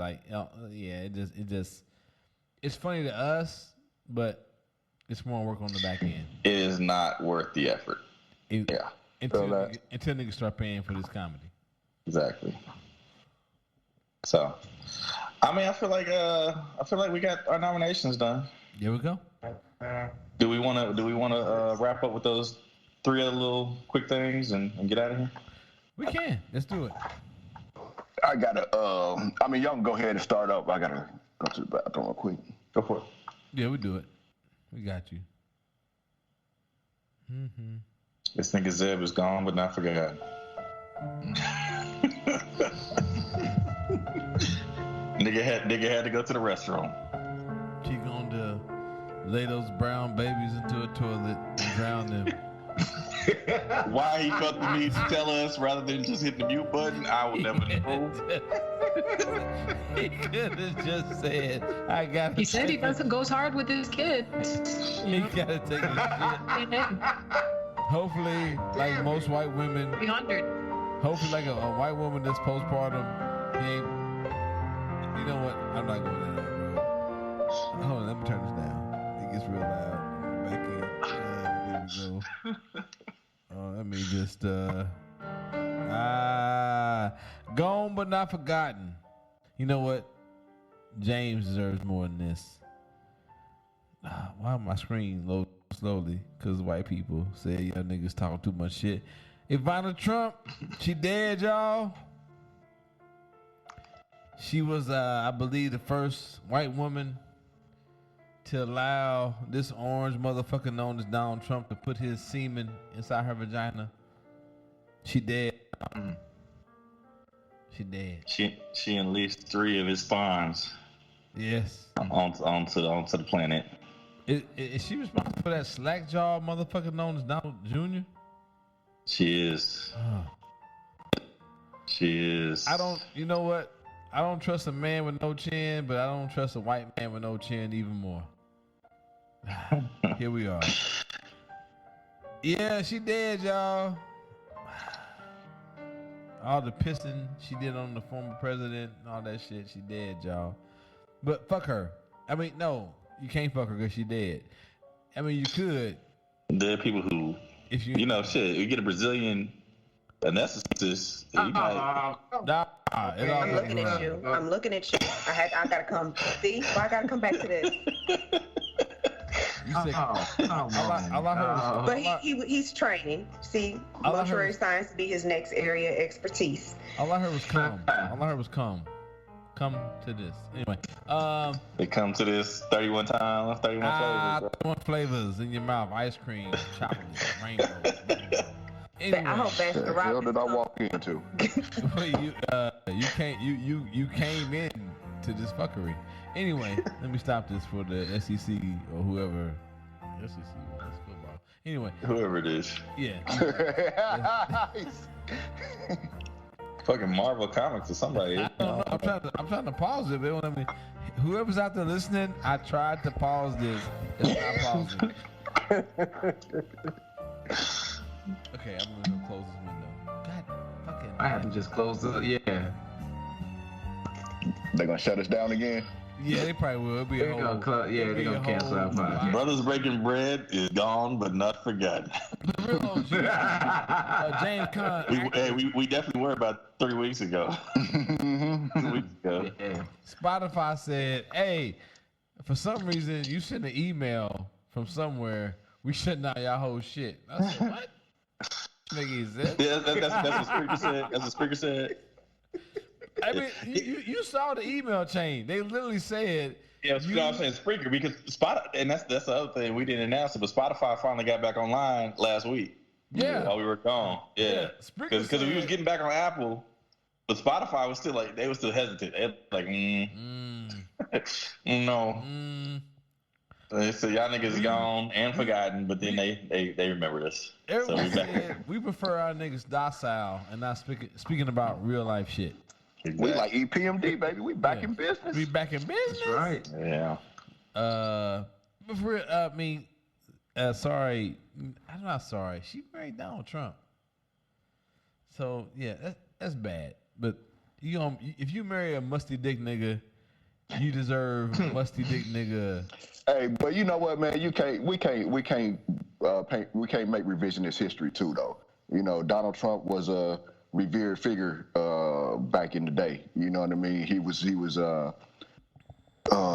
admired for his business savvy and his wealth and all that shit. Yeah, he's always been an asshole. Yeah, you know, rappers was shouting him out. Motherfuckers was performing at his events and functions, and you know what I mean. I hear you. I ain't never true that. Man. He seemed musty dick to me. So but I choose not to think about Donald Trump's dick. But she also raised Eric and Don. Yeah. So yeah, she got Annie Bunker. She got a musty pussy with a musty dick motherfucker, and they raised musty dick kids. Yep. Yeah. I don't know what you want me to say. I hear what you're saying, Zeb. Hindsight is a thing, but I'm drunk, and I'm gonna say I ain't gonna argue with you. I'm not arguing with you. I was just pointing it out. I love you. You're right. We can't do that. But I'm gonna shout out to him and his musty dick children. And her musty pussy. That one of them got a musty pussy. That gave birth to these musty dick ass motherfuckers, dog. She literally gave birth to the cavity creeps of children, nigga. The cavity creep. Anyway, here we. No. But I hear you. We can't. It is hindsight is 2020. Yeah, I feel you. The cavity creep. Yeah. Her musty ass pussy. Anyway, I mean, supposedly. Allegedly, she got musty pussy. Anyway, that's just what I heard. Hey, actually, who was that? Hold on, who was that that talked about K. Michelle's pussy? I said the same thing about K. Michelle's pussy. I can't remember. Was that made on? I know Apple won't allow us to do it, but Apple, can we have at least one episode called Musty Pussy Ass Kids? Please. Anyway, you know what? We stepping on all with the real OG, James Conn. He died, man. Yeah. 82. Godfather. Rest in peace. You know what? You know. Hey, Zeb. You know how you don't fuck with Ivana or whatever her fucking name is. You didn't say rest in peace to that bitch. I did not. That's all I'm gonna say. I did not. Hey, I was just gonna let it. Yeah. You're right. I did not. I was just gonna let it be what it is. He's just gonna yada that one, huh? He yada the fuck out of that mess of pussy. Anyway, James Conn, dead, Godfather. I don't know what I'm supposed to do with that. Anyway. Man, there was an argument that y'all have if Sonny wouldn't have got himself killed, that Michael would have never been who he became. Yep. You know, I don't agree. Right. I don't agree, but I respect the argument. Out of respect to James Conn. Yeah. I forget. You know what? I think we were going through James Conn movies. I forgot about Brian Song. Oh yeah, he was in that one. Yeah. I've never seen it. I heard that's a great movie though. It was Gale Sear. Who was playing Gale Sear? Oh, right, yeah. He was Brian, I don't know, Urlacher or somebody for the Bears. Brian somebody. Not Brian Urlacher. It was. I know. Bro. Brian Piccolo. Piccolo. Yeah. Okay. But fullback for the Bears, and then Gale Sears was played by Billy. What's his name? Billy Williams. Billy D. Okay. Colt 45. Yeah. And so I think Piccolo died of cancer or something like that. Something like that. Yeah.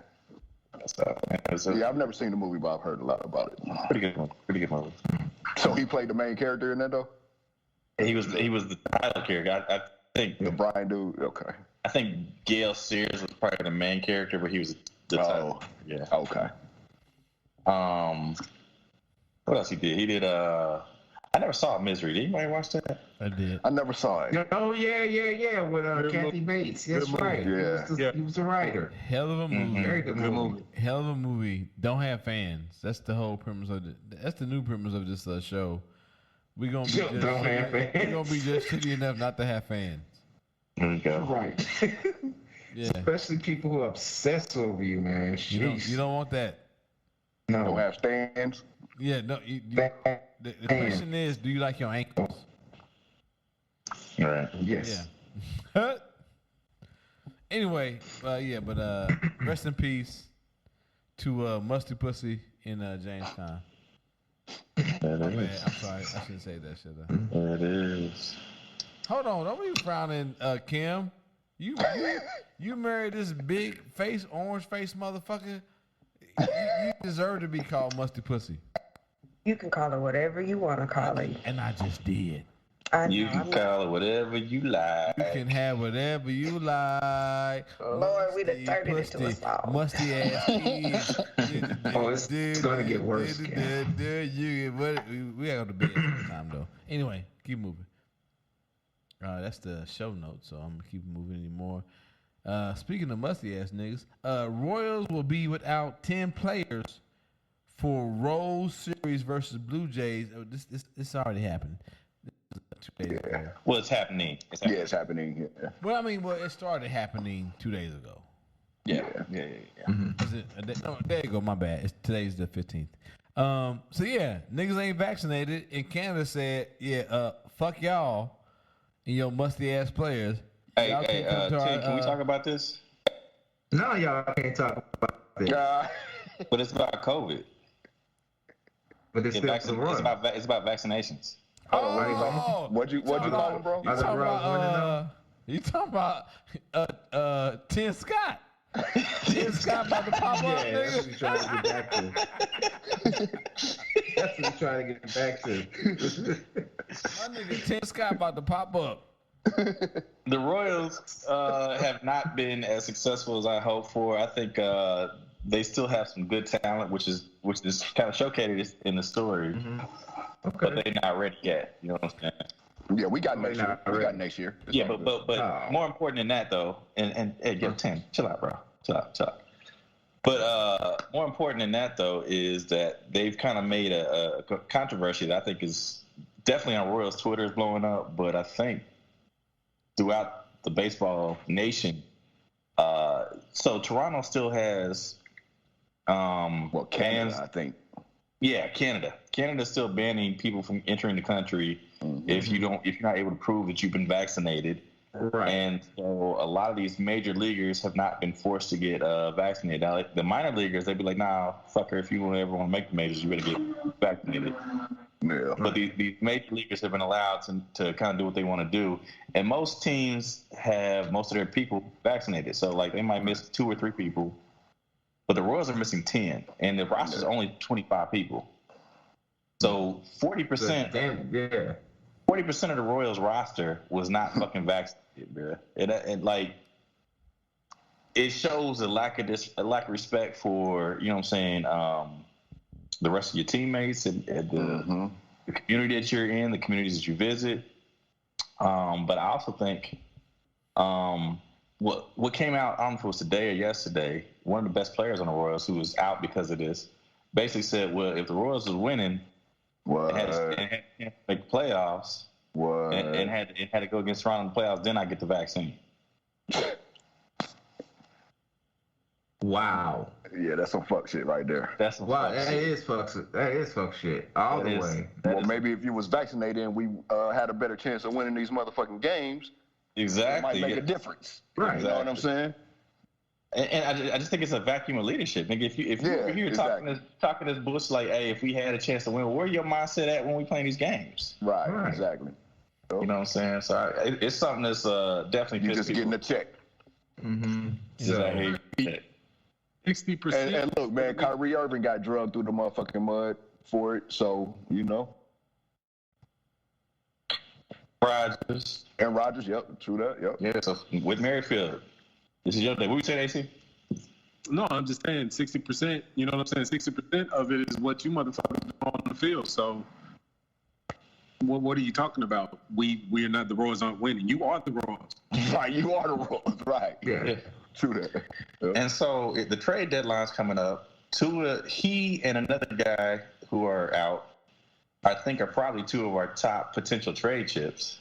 Mm-hmm. And the question then becomes, if I'm in the playoff push and I have a chance where I play Toronto in the playoffs and your dumb ass ain't got the fucking vaccine, why the fuck would I trade for you? Right. Well, he did. You said that he would get vaccinated. Well, that's one, but not the other one. You know, so the other one, the other one is Andrew Benintendi, and he's like, everybody is looking into him. You know what I'm saying? He's having an excellent season. But if he's not willing to do what it takes to be competitive in every situation, like if we got to go to Toronto for a series, how the fuck are you gonna compete? Right. Yeah, I trust you. Yeah, man. So I thought, I know I got my Royals bias, but I thought this was an interesting story for the culture. You know what I mean? But I do think it should be pointed out that they did win the game last night or yesterday. I don't know what time it was played. They got smashed today.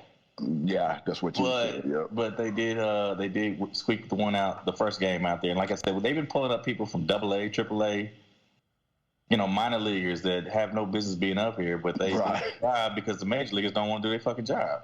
Right. I wonder, do they pay them? I wonder if they paying them for these games. No, they're not getting paid. Okay, cool. When they're out because of this bullshit. And it's giving again some young people some opportunities to perform and make a name. Hey, make the best of it, then, man. You know what I mean? No, there was a guy who I hadn't even heard his name before yesterday. This motherfucker got his first major league hit. It was a home run. Oh, yeah. Wow. Okay. In his first game, you know what I'm saying? So, people trying to take advantage of it. Yeah. And maybe might find a diamond in the rough. He might be the diamond in the rough. Like, nah, I ain't gonna go that far. I mean, I'm just saying, it could happen. It could happen. But we are at the stage in the season where it is clear we're not gonna be competitive this year. Maybe it's time to go ahead and push these motherfuckers out here who don't feel enough about the Royals and their community to do the basic necessity of like, it's not, the science is fucking. Is the science not settled on fucking vaccine yet? Like, have people been growing third eyes? Settled. That's why I don't understand why this is still happening in 2022. It's been out for a minute. Everybody's had it. We're still alive. I mean, 2020. Boosters and stuff. 2021. I mean, here's the thing. It's the same mindset as far as niggas getting the flu vaccine. Mm-hmm. It's the same mindset. But the thing is, like, because it happened under the realm of the almighty God, Donald Trump, it's been politicized. Of course. And baseball is more of a white sport. It's more of a Republican sport than the NBA, than the NFL. You know what I'm saying? Mm-hmm. So I don't know about the NFL. I don't know. I mean, I think the people who compete in the NFL are more Democrat. Okay, yeah, true that. Maybe not the ownership, but I think the people who compete in baseball are a little more Republican. Probably so. Yeah, you're probably right. I was thinking about the leadership, the ownership, and so they've been baseball. I mean financial. Yeah, financial. Yeah, I feel you. Baseball. What'd you say, AC? I was just saying it's a corporate sport. It's like, what other sporting event can a fucking stadium be full on a Wednesday at fucking 12 o'clock. And I mean, I think from ownership position, I think any of these sports, the fucking ownership is probably maybe not the NBA, but probably the NBA because Donald Sterling's out there. So. But I'm saying the players, the people who participate in the sport, I think it's going to be more Republican. I think the people who play baseball grew up in Texas in the backwoods, you know what I'm saying, fucking rural ass areas. Whereas, you know what I'm saying, basketball players came from urban settings. You know what I'm saying? I just think that. I don't think it's. And football, too. A lot of football players, too. Yeah. I don't think it's any of that. I think if you had, at the time when all this shit kicked off, you had a president that said, hey, man, this shit's happening. We need to get vaccinated and do what you got to do. He got vaccinated. But he didn't. They booed him. But he didn't publicize it till after the fact. For a long time, this is true. He said this shit is like China. He let that shit as far as like the Chinese flu, all that shit fly, and then this is what we got. If he had been out front saying I'm gonna get vaccinated, everybody gotta do this shit, niggas would have got vaccinated. Right.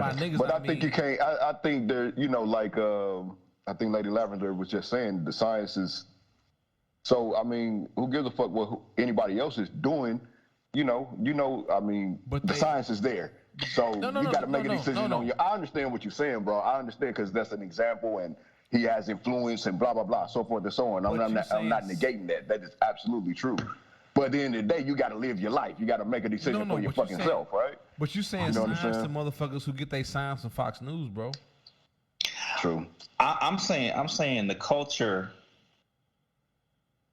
in the Royals clubhouse, but the culture in baseball, period, I think is one that is more willing to allow motherfuckers to do what the fuck they want to do. A bunch of white boys? A bunch of good old white boys who, like I said, come from those fucking rural ass areas where they play baseball. We saying the same thing, Joe. And exactly. So I'm saying because of that, we've seen the scrutiny on the NBA. Yeah. Mm-hmm. We've seen how Kyrie got drugged. You know what I'm saying? Mm-hmm. We've seen a little bit more of the scrutiny on the NFL, but then the argument was that Aaron Rodgers get to throw a touchdown and then, you know what I'm saying, niggas forgive him. He got a pass. He got a pass. Right. He got a pass. You know what I'm saying? Yeah, for sure. But in baseball, it ain't even really been an argument. It's like... Not at all. Nobody really give a shit. Like, okay, do what you want to fucking do. And now, it's where... now, if this was... It's because so many players. Now, if the Royals was doing what they supposed to do... Right. And winning... And then we run to a situation where half your fucking roster can't show up to a game because y'all didn't do it. Then it becomes, I mean, it's a big enough controversy now, but imagine how magnified it would be if we were in the middle of a pennant race. You know what I'm saying? Yeah, but you also got to look at, as far as Kyrie Irving goes, the reason why that guy blew up is because the city where he played basketball at had a strict non-vaccination policy. Just like Toronto, like Canada does. Yeah, that's what I'm saying. That's why Kyrie got drugged. It wasn't because he could go play everywhere else, but since New York got this strict policy. Well, look at Andrew Wiggins, because Andrew Wiggins had the same situation. Yeah, because San Francisco had the same thing. Hold on. That's been a meme though. That nigga got vaccinated, now he got a ring. Mm-hmm. That's been a meme though too. Mm-hmm. You know what I'm saying? I mean, real talk. Had he not gotten vaccinated. Mm-hmm. Yeah, Golden State probably doesn't get that ring. They don't because he balled the fuck up. Yeah, they don't. So but as we talked about on this show so many times, niggas will always bear the brunt of it, right? Aaron Rodgers will get a pass. Whoever else will get a pass because they white. Especially if you're in a white diamond. Because in baseball, they're not going to give a fuck. They're going to be, whatever. They're not going to give a fuck because it's like, we said the demographics of that are mostly white people. So yeah, man. Yeah, you're right. I mean, but also, back to my point, though, it's like if you ain't got a president that says, hey, man, don't get a worm, whatever y'all want, the Vermecum or whatever. Yeah, whatever that is, something that's used to deworm horses, don't do that. We didn't have a president at that time that said don't do that. That's true. You're right. Well, he definitely created this fucking culture of bullshit. Yeah. And like I got people I had to work with that was like, well, you know, it's all politicized to get Donald Trump out of the White House. I'm like, bitch, we got people on the floor right now that are dying. What are you talking about? No, I can name people that died in my circle. So, Exactly. No, I can name people that died. I can name people that got fucking infected. Matter of fact, like in the hospital, the same people that were saying we got COVID patients were the same people that saying it's fucking being politicized. I'm like, bitch, is it Uchiwali or Black Girl Lost, my nigga? And it was lost on them because they were all white. Sorry. But anyway, they would have missed that one. They did miss that one. And they missed it. And you know what? I'm glad they missed it because they keep missing shit. And that's why we're about to fucking die because motherfuckers won't get vaccinated. Here we are. Anyway. So, I you know, so keep going. I'm ready to trade these motherfuckers. Fuck them. I mean, you know it's like, fuck them all, dog. Like, I think Whit Merrifield is a very solid player, but he obviously is on some fuck shit. He sounds like he ready to go. So let his ass go. You know what I'm saying? He ain't in it, so, you know, if you ain't in it, then fuck it, you don't need to be here. All right, let these young guys come up and get that shot, because that's what it's time for anyway. You helping or you hurting. There we go. That's how we won last time anyways. So, you know. This reminds me of the 2012 season where we had the All-Star game in Kansas City in 2012, and the Royals put out a slogan that said it's our time. So we had been trashed for decades, and they was like, this is our time. It's our time. So we got our young guys. They ready to go. They brought the young guys up, and then they got smashed. So it looked really bad when you think it's our time and you still getting smacked. I feel like this is for us. Hopefully, that team kind of took the lumps and then got better the next year, got better the year after that, and then eventually won the World Series about 3 years later. Hopefully, we get back to the point maybe the next 2 years where we're competing for playoff spots and see what happens. You know? Right. So. All right. There it is, man. That's all. Yeah, I mean, these motherfuckers ain't producing anyways. So they ain't producing. You ain't getting vaccinated. You sound like you don't want to be here. So, you know, go on. That's our 1 to 2 year talk about baseball. I think 10 has lowered his guard or his walls or whatever. I don't know what's happening over there. He got quiet. We appreciate it, bro. No, he's like the Proud Boys. He stood down. He's standing by. He's standing by. Standing by. You know what? All it takes is a call from Tim Scott. Hey, you know what? Wow. But you know what? In honor of that, though, Tim, we're gonna send you Dan Sorensen. Dan Sorensen. Take that bitch back. Oh man, that motherfucker still stuck on stupid. You say you sending him return to sender. That motherfucker needs to go back. Return to sender. I guarantee you, this is his first and last year in New Orleans. So we guaranteed. He probably got a 5-year contract. What the fuck you talking about? 5 years? Well, shit. Well, he's gonna be on the cutting block. I'm telling you. So you know, contracts don't mean shit in the NFL. So right. Well, they starting to. So per our usual, the tabs have been tabulated. Any caveats out there in the community? I am good. Yeah. It's been a long one. It's been a long one. Welfare check, everybody. Everybody's been good. So you will hear this episode, all the episodes, when you check in and listen. Joe has his lovely voice talking about how you can get at us if you have something to add as far as like our mid-season review, so that we can add to the chopping block or add it to something that gets added to and not get chopped. Let us know. Right? Are we doing listener participation? Well, I mean, we always encourage it. I don't know. We always encourage it. We get some. I love it. Yeah, we should. Yeah, I think that's a beautiful thing. We should allow people to chime in if y'all got some other nominations that we missed. Most of it is just them telling me shut the fuck up. But if I'm not quiet, then we don't keep the show moving. So they don't understand how the show works. Right. Anyway, no, I'm just playing. But no, man, yeah, definitely out there, man. Mid-year review. Give you a nomination, best episodes in all categories. Show notes. We'll let you know how we do this thing here. So definitely put in emails, tweets, all that shit's necessary because it makes the show better. Once again, I'm about to start a bunch of Twitter accounts, and there we go. I ain't got no Twitter account. I'm about to start a bunch of them and send in a bunch of fucking shit. So like I said, once again, man, no caveats out there. No one has anything to add to the show. There we go. Slim AC, Miss Kim, Honey Bonds, Lady Lavender, Zeb the Soldier, 10 meters. Oh my God! It's probably you been drinking, right? The Brothers of Doom, Joe Jeff, aka Joe Pie. I'm the KC Stork. You almost made it. I almost made it, right? I was like 10 niggas away, but so many niggas here. But you know what? I love it. I love it there's so many niggas here because we need this, right?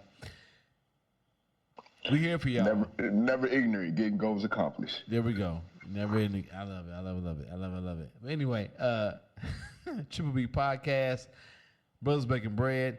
Never, ever, ever, ever, ever miss a moment break bread with your brothers or your sisters. We out. Good night, y'all. Good night.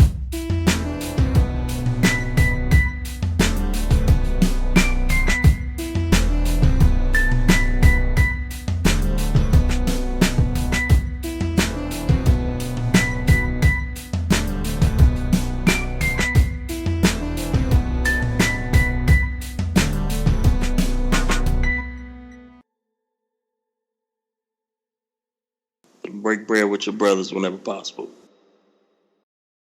One more rep. You know that feeling you get when things just magically work? Like when my 300 gyms get restocked ahead of schedule? Bingo! Your equipment supplier has Salesforce Customer 360. It unites teams around gym owners like you for wow moments like when new weights come in my custom shade of blue. And those gym towels you liked? So plush, so thick. With just one click. Wow. See how uniting your teams can help you wow customers at salesforce.com/customer 360. Audio Jungle.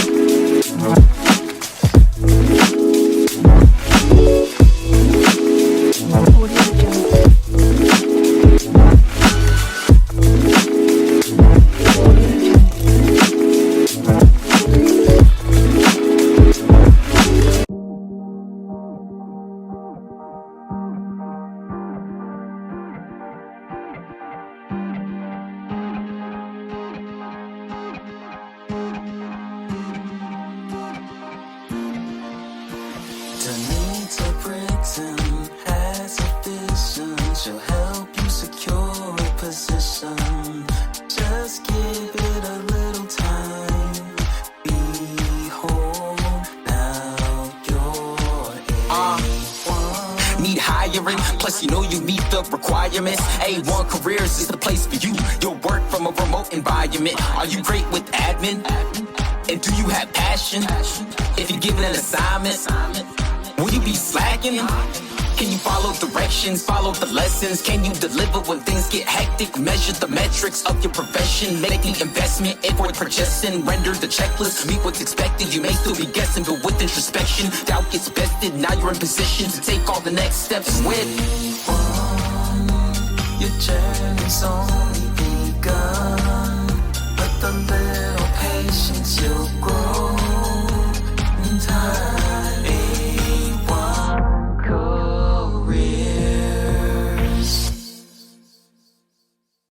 This is a St. Jude moment. Ashton was a high-level athlete, and in an instant, your world flips. And your healthy 5-year-old competitive cheerleader has a brain tumor. And the physician was like, your best option is St. Jude. Receiving treatment that was life-saving for our child and knowing that that treatment would be of no cost to us was a huge weight lifted. Learn more at stjude.org.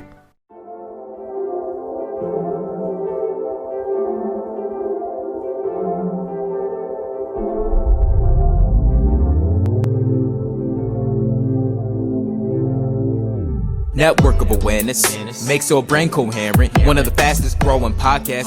You can hear it 24/7. Got listeners out in London, informationalists in Paris. The echo spreading out, no parrot. Just dissect, digest, and share it. The righteous rhymes hit the spirit. Click 90 times, it won't perish. Cause y'all's the mind ain't no fairy tale like the belly our parents. It's time to rise, don't get wary. United minds, it's apparent. Download every single errand, but most ain't fit to catch it, even if they were Larry. Interviews, the interludes, they enter you, taking you on a journey like no other. It places you in a state of awareness. It's your fault if you hate the truth, cause Yahweh been Yahweh's on his way, my brother. Better change your views. All praise, yeah.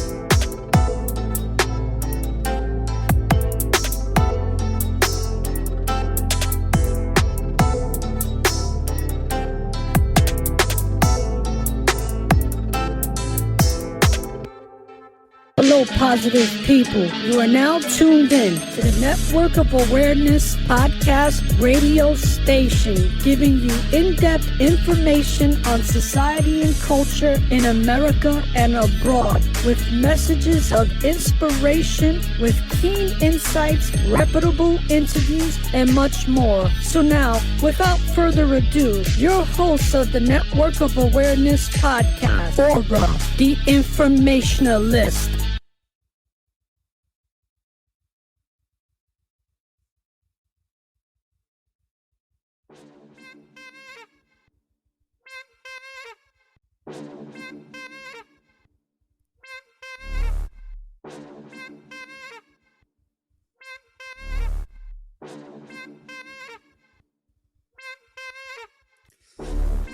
Peace and greetings, people. This is Or the Informationalist from the Network of Awareness, and welcome to Wisdom Wednesdays. Yes, folks, it's approximately 7:04 p.m. Wednesday, June 22nd, and we got a great interview for the first half of this broadcast. And today's episode for season 4, episode 28, is called Committed to Your Calling. And we have a great guest that I'll be introducing in just a moment, who's going to talk about her journey into her craft, her business, her entrepreneurship, her calling, her faith, and her passion to pursue purpose. So, people, it's so important to answer the call from the Most High when the call comes in. And we all receive the call, but many are called and only few answer that call, and that's why only few are chosen. So, we have a entrepreneur that has products that are good for your body, for your skin, for your overall health. And it's very important that we stay natural and we stay organic as much as possible in a world that is filled with toxic treachery to infect our bodies with a multitude of poisons. So it's important that we support the entrepreneurs that are actually providing us with products that are all natural and are healthy. We need that more than ever. So with that being said, brothers and sisters, I'm going to give her a round of applause first. And we're going to let this, with this beat rock out for a second here.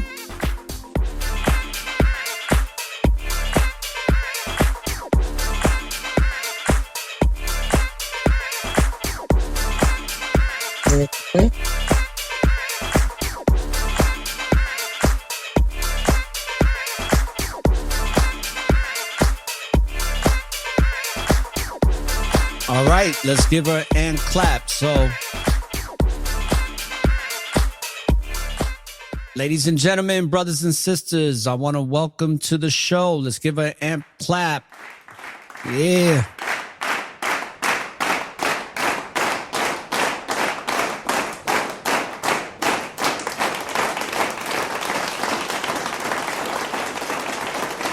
So welcome to the show, entrepreneur, owner, founder of Generis Body Butters, Love Thy Nature Products, Antoinette Marie. Let's go.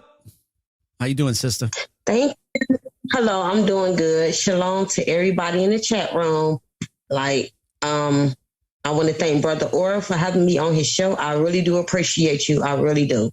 Y'all just bear with me because I'm a little nervous, about speaking, but I want to welcome everybody to the chat room, and all praise Yah, Elohim, and Yahweh being Yahweh. And I'm here today to talk about my products and how you can benefit from it and how it's really good for your skin. And I can attest to that because she sent me 2 body butters, and they work really well for the skin. It's been really good for my neck. Even when I shave, it's good. It's been good for the side of my face. And I'm looking forward to the oils that I'll be using very soon. So with all that being said, you're an entrepreneur.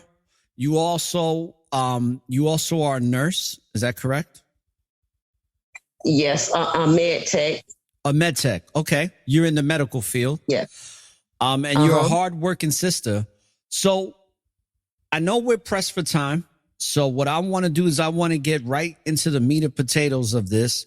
So tell the listeners a little bit about yourself, a brief bio, and then we'll go into your business and how it came to be.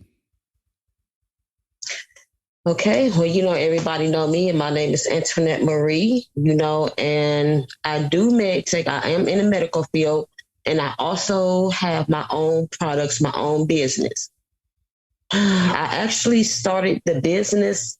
I actually started this in 2012, around 2011, 2012, around that time. That was around the time when Yah was waking me up. And for some reason, I just wanted to research and just wanted to do natural products. I always was fascinated with skin. For some reason, it was just something about skin. I actually really wanted to be a dermatologist. So that really didn't happen. So I just started researching and I started studying about the skin and the natural products. So it actually took me years to perfect this. I just didn't wake up one day okay, I want to do body butters and just get some oils and just put it in a jar. No, I actually researched this for about 10, 11, 12 years. It took me time to come to this point about the body butters and the natural oils and stuff. And the only reason why I really came out with it is because I had eczema really bad on my legs. Eczema is really dry skin. And when I used to go to the doctor, they used to just give me steroids and hydrocortisone, to ease the pain, and the steroids. I didn't like the effect and the way that steroids had made me feel. It made me feel different. I didn't like all them drugs in my system. So I was like, okay, I'm going to study and I'm going to research and I'm going to come out with a product that can heal your skin all natural instead of just having all these medicines and you know what I'm saying, that the doctors give you that can harm you. So I just started studying about natural products, about avocado oil, hemp seed oil. I just started studying it, and over time, it actually came out right. It's to the point to where the body butters that I make, it actually can heal your skin. It actually heals diaper rash, and you can put it in your hair, and it makes your hair grow. So it took me time to perfect the stuff that I use. I just didn't just get anything and just type of anything in there. No, I actually study it and I researched the oils and what it can do for your skin. That's what I really did. Let me ask you a question. When I was a little kid, I used to do mock radio shows with my best friend. Is there any connection to what you're doing now with your business that compelled you or inspired you as a little girl? Yeah. So you was always into skin? Go ahead. What you say, brother? Go ahead. Oh, I was saying, were you always into like the skin because you wanted to be a dermatologist? So I'm assuming that even as a little girl, these were some of the things that you were inspired to do.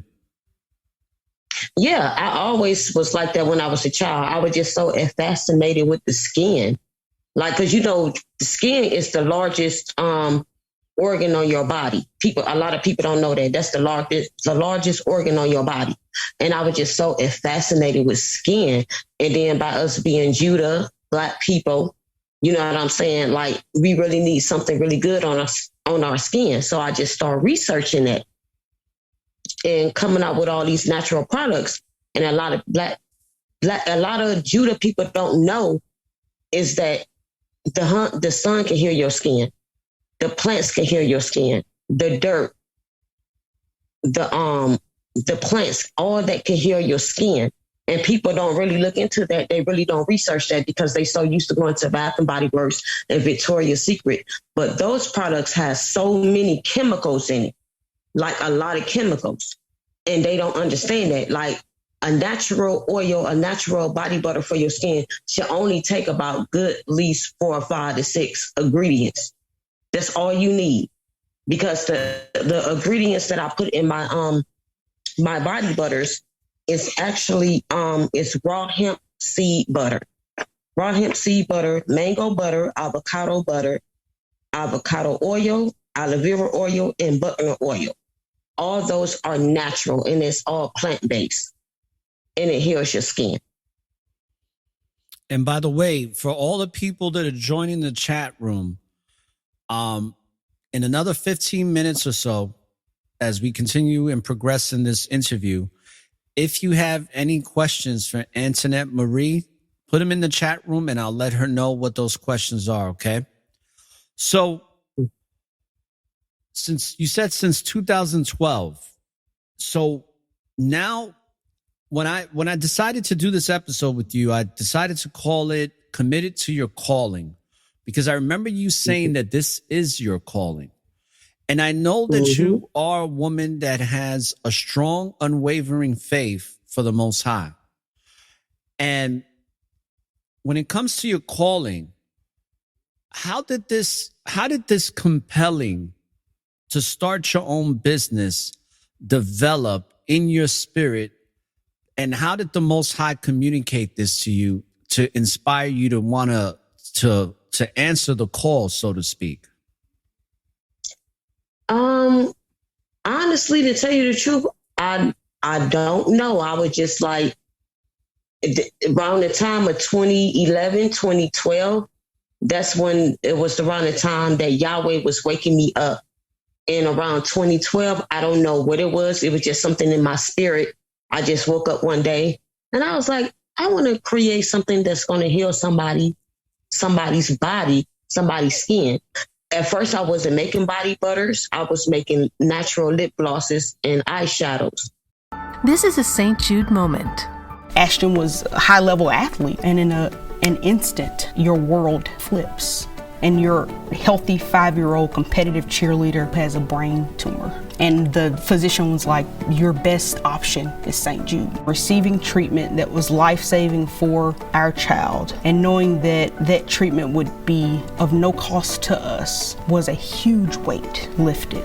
Learn more at stjude.org. So I started doing that like in 2012.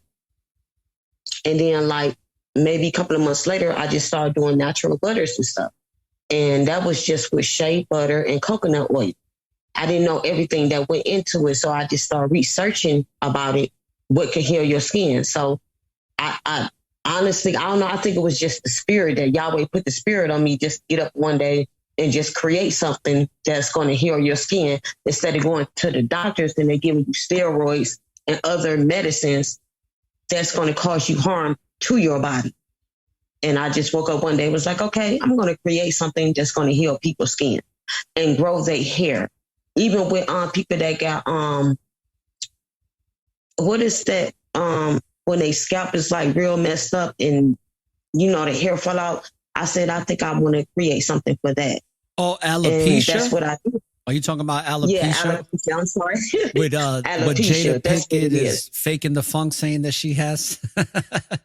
Yeah, so she say she got it. She ain't got no alopecia. Yeah, okay.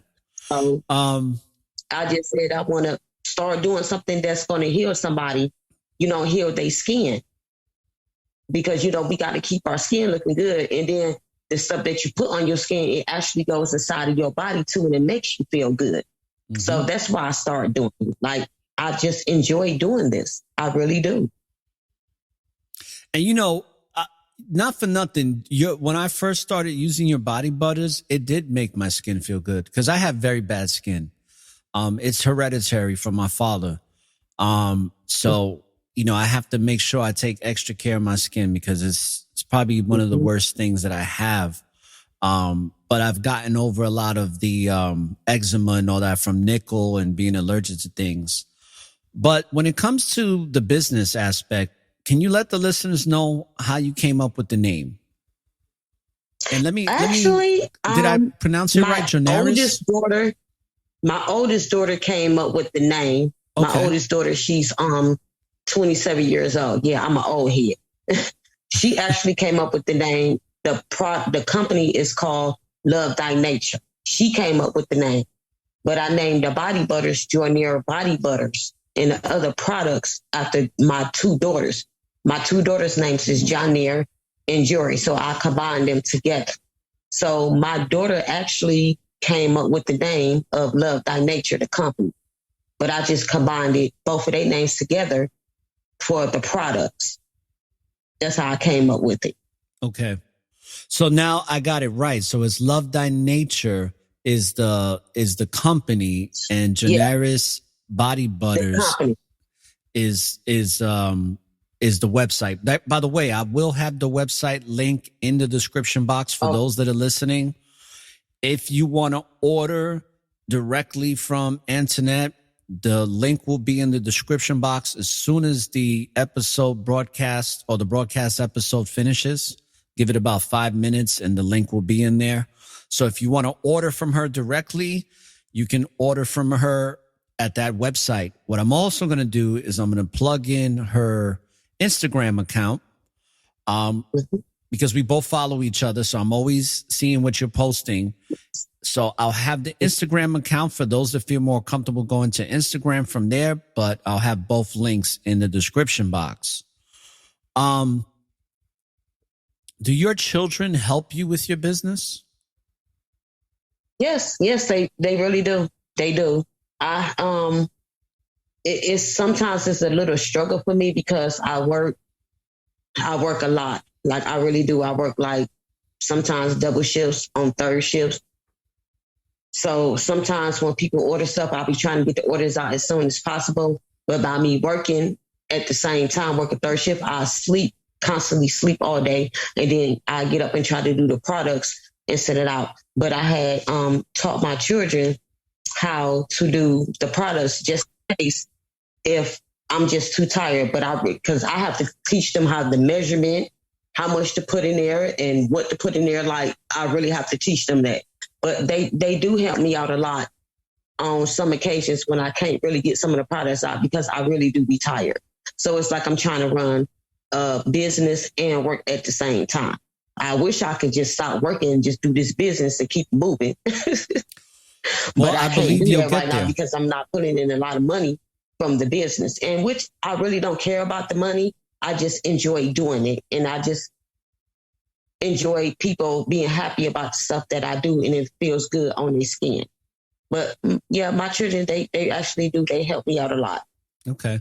That was actually my next question, but now I'll preface it by saying I believe that when you do the things you love doing and you're committed to it, eventually it's going to evolve. So I believe that you will be in a position to where you don't have to work those long hours and you can fully commit to your business, I think that will come for you with time. Just like with anything else, the more time you invest in, slowly but surely it evolves. It just takes time. But I think you're going to get there, sister. It does. When it comes to your products, can you give a list of the different types of products you offer? And then after you do that, can you also mention maybe any ideas for some future products that you have that you're going to be coming out with? Or if you don't want to release those secrets, that's fine with me too. No, I'm going to release the secrets. Yeah. I have candles, natural lip gloss that I actually make the lip gloss. Everything that I do, I make it by hand. That's why sometimes when they call, it's like my order didn't come. I'm actually making this by hand. It really does sometimes take time. And I do candles, I do lip gloss, bath salts, oils, and body scrubs. And the next thing I'm going to be doing in another couple of weeks is actually for the females. And it's, I don't want to be too prerogative on the show. It's about, our area down there, about our vagina. I'm going to be doing Yanni steams and Yanni pearls. That helps the pH balance of females, you know what I'm saying, of her vagina. Okay. In another couple of weeks, and I'll be selling those. And that's all natural because it's all natural. It's like actually flowers and herbs. And they do Yanni steams, and it goes up into the female's vagina and it cleanses their vagina out. Okay. Well, you kind of broke up there, but just to let you know, I put the explicit button on, so you can say whatever you want to say. There's no I'm sorry. There's no censorship here. But you did break up a little bit, but that's fine. So you have a product that's going to help females' hygiene, so to speak, right? Yep. Let me ask you, I didn't even know you had body scrubs. I don't know why I didn't know that. But the body scrubs, what does that do for you? It actually it opens your pores up. It cleans all the dirt and the oil off your body, especially your face. And I just mix that with, a lot of people don't know that brown sugar is actually not just consuming it, but just putting it on your body is actually good for you. And I mix that with brown sugar and avocado oil and honey, raw honey, and I mix it in together. And you just put it on your face, and you can put it on your whole body and just leave it on your body and your face for about a good 5 to 10 minutes, and then just take it off. And it takes all the oils and the dirt that's inside of your body, especially your face. It cleanses your face. Yeah, I wash with brown sugar once a month, but I buy like the commercial products of it. So I definitely got to check out your body scrub. Your candles, are your candles scented? Yes, I have scented candles. Yes, they are. I actually have 2 new scented candles that I have put on my website. I think it was yesterday. And the 2 scented candles are Sex on the Beach and Baby Magic. Hey, so all you people that like to smoke weed, definitely you want to check out Internet's candles. Get that smell out your room or your house. When it comes to your calling, right? When you started doing this, did you feel like, I know you say you don't make a lot of money from it right now, which is, I think that success shouldn't be equated with money. That's an American thing, right? But it is. Was there ever a moment where you felt like you made a breakthrough in what you're most passionate about, which is, producing and making these products?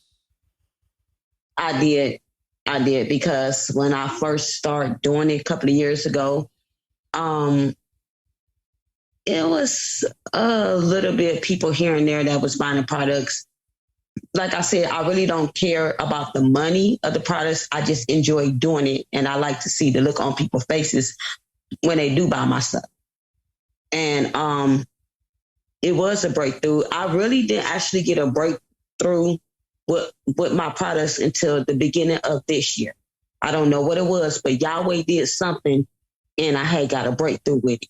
And I praise Yahweh every day for that, because Yahweh will give me a little bit customers here and there, and people really do enjoy my stuff. And I appreciate that so much from Yahweh. And I appreciate all the people that been buying my stuff. But a couple of months ago, it really wasn't like that. It was okay, but it was like I was getting like bad reactions from, and I'm gonna say it, from my own people, Black women. Like, they will compare my prices to Bath and Body Works or Victoria's Secret. You know, they was like, well, I can get a jar of body butter or a lip gloss or whatever, but at this amount of money versus your stuff. But I would try to tell them it ain't about the money. It's about the stuff that's in the product. The stuff that I have is all organic. It heals your skin. And it's like they really couldn't see that. You know, so I didn't really get a breakthrough until like the beginning of this year. Like, and it's crazy because I actually been doing this since 2012. I've been doing this for a long time. But I guess I'm on Yahweh's time. So Yahweh let me get that breakthrough this year. Hey. He did. Well, I hope that, you know, all the people that are listening and will be listening down the line take advantage of this, because, you know, this is going out to a lot of countries, over 50 countries, over 46 states now. So I believe that there's a lot of people, if you want something all natural, I think that's the concept that people miss. Yeah, you can get a product at Bed Bath & Beyond or Body Works or wherever, but it's not going to be the quality. It's not going to be that quality of natural products. There's going to be some type of manufactured chemicals that process the stuff that they want to get, opposed to your products. So it's just like when you buy organic food, or you go in certain places to get real food that doesn't have pesticides and all that. It's going to cost a little bit more money because it takes more time or more effort to grow that type of product the right way. Or, you know, it's like getting a good vegan meal opposed to getting McDonald's. You know, I could get 3 or 4 McDonald's meals for my one vegan meal. That's going to give me more substance and nutrition. And at the same time, I actually put my own money into this. I put my, like, you know, with the taxes money that came this year, I didn't buy anything. I didn't buy no new car, no new front. I didn't care about none of that. I took the little taxes that they gave me and I put it into my business. I used that whole check. So I used my own money to put into this business. Every time somebody orders something, I have to put my own money into this. I don't get no handouts. At Ozo, we know you love bacon. The smell, the sizzle, the crispiness. So we made True Bite Bacon out of plants. The smell, the sizzle, the crispiness. Think it's too good to be true? Well, bite into it to believe it. It's 100% plants, 100% delicious. Ozo, a true bite experience everyone will enjoy. You want a Western adventure, but you also want modern convenience. What you want is Boise. We have 15 breweries just miles from hop farms, and our downtown is packed with more than 100 craft restaurants. We have an outdoor theater where deer walk by. Seriously. Oh, and we have more than 200 days of sun every year, which make those hundreds of miles of trails around the city pretty awesome. This is Boise, the unexpected West. Plan your trip to visit Idaho at visitboise.com. Don't ask the government, nobody for anything, just to get, you know, like a business loan. I put my own money into this every day, my own money. Do you do PayPal? No, I can. I probably have to put it on there to do PayPal. But yeah, I do. Because I can do would PayPal. I would suggest for you, sister, to do PayPal, because the more money you start bringing in, PayPal, they've offered me business loans because of the amount of money that circulates through the account. So that might be a good way for you to expand and grow your business, because PayPal will offer you a loan that you can pay back in increments. Okay, that's good. I didn't know that. That's good. I would do that. But I wanted to let the people know in the chat room. And by the way, there's people in the chat room, you know, giving you the salutes that you deserve. And I want to let the people know in the chat room that if you have any questions for Antoinette, put them in the chat room right now, because she's only going to be on the air for another 30 minutes. So make sure you get those questions in, because she's a busy woman, so she can't stay on for the whole 2 hours. So we're going to get her from 7 to 8, which means that she has literally 29 minutes left. This is from Sister Danita. She says, Sister Antoinette, what are your thoughts on spin brushes? I use them on my face 2 to 3 times a week. Actually, Danita, spin brushes, I would say they are pretty good. Spin brushes is okay because my daughter used them and sometimes I use them. So spin brushes it's okay. Just make sure you clean that spin brush out. Every time you use it, like really just clean it out, like sit it in some hot water and some vinegar, like overnight. It's just like a spin brush is just like using a makeup brush. You have to really keep them clean so you don't constantly putting dirt on your face, but really cleanse them out. Like put it in like a bowl overnight and put some vinegar in it and let it sit overnight. And then the next day, you put it on your face, because it's like you're taking dirt and oil off your skin. And then the next day you constantly keep using it. But spin brushes is okay. Just make sure you keep the spin brushes clean, keep it cleaned out and cleansed with vinegar water. What is there anything that you would suggest when is there any type of what's what I'm thinking about is like, when you sell products like yourself, is there any tips that you can give to some people like myself, or the men or the women that use your products? Any type of tips on how to use your products effectively? Is there any advice that you can give on that? You can just actually use the products as much as you can. Like really with the body butters, you can actually put the body butters in your hair. It actually grows your hair.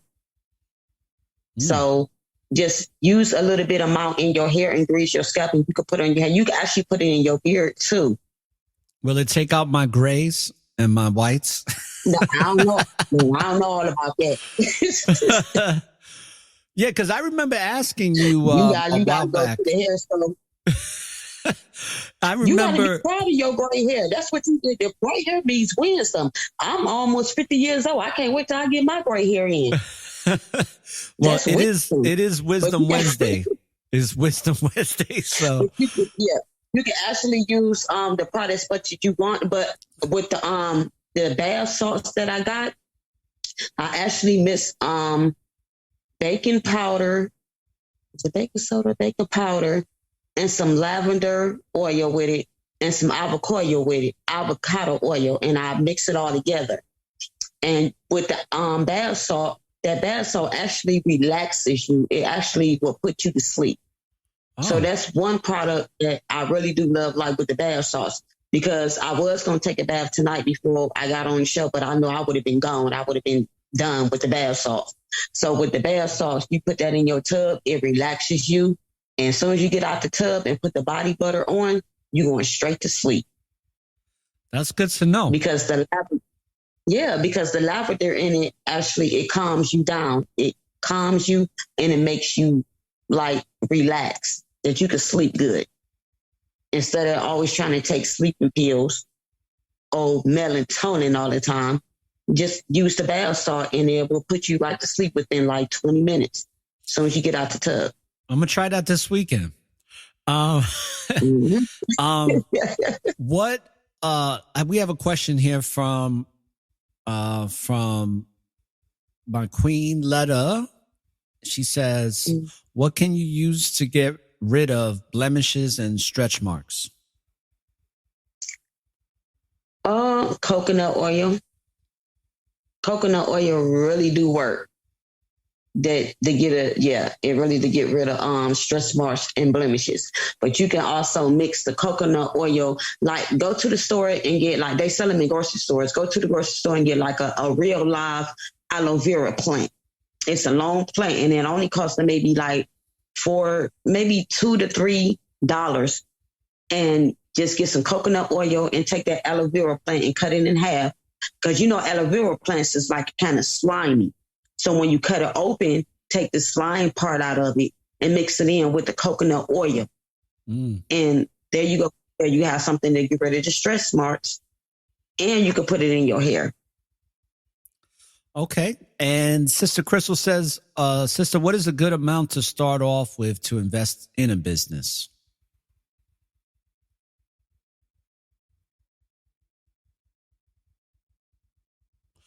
Oh, you got yourself on, Sister, you got yourself on mute there. So we didn't hear anything you just said. I'm sorry.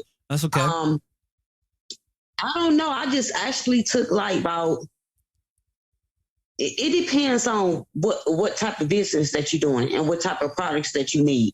Because every business and every product is like different and everything costs different. But I took about, like I said, I took my little tax money that I had. See, all my kids is grown now, so I can't use them no more, no taxes.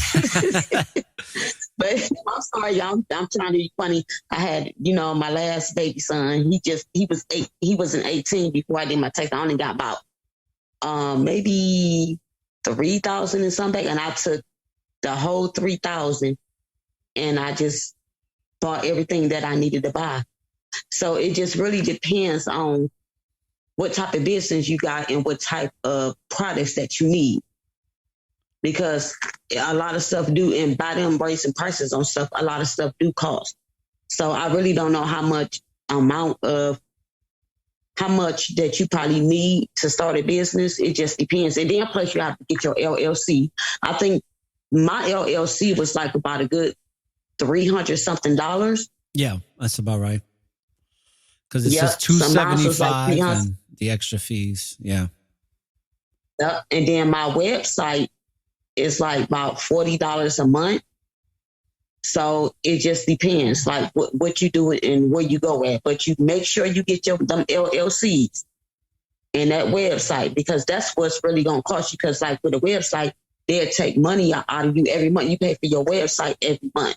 But make sure you get that LLC. It's worth it. It doesn't matter how much the LLC is. It's just worth it. Just get it.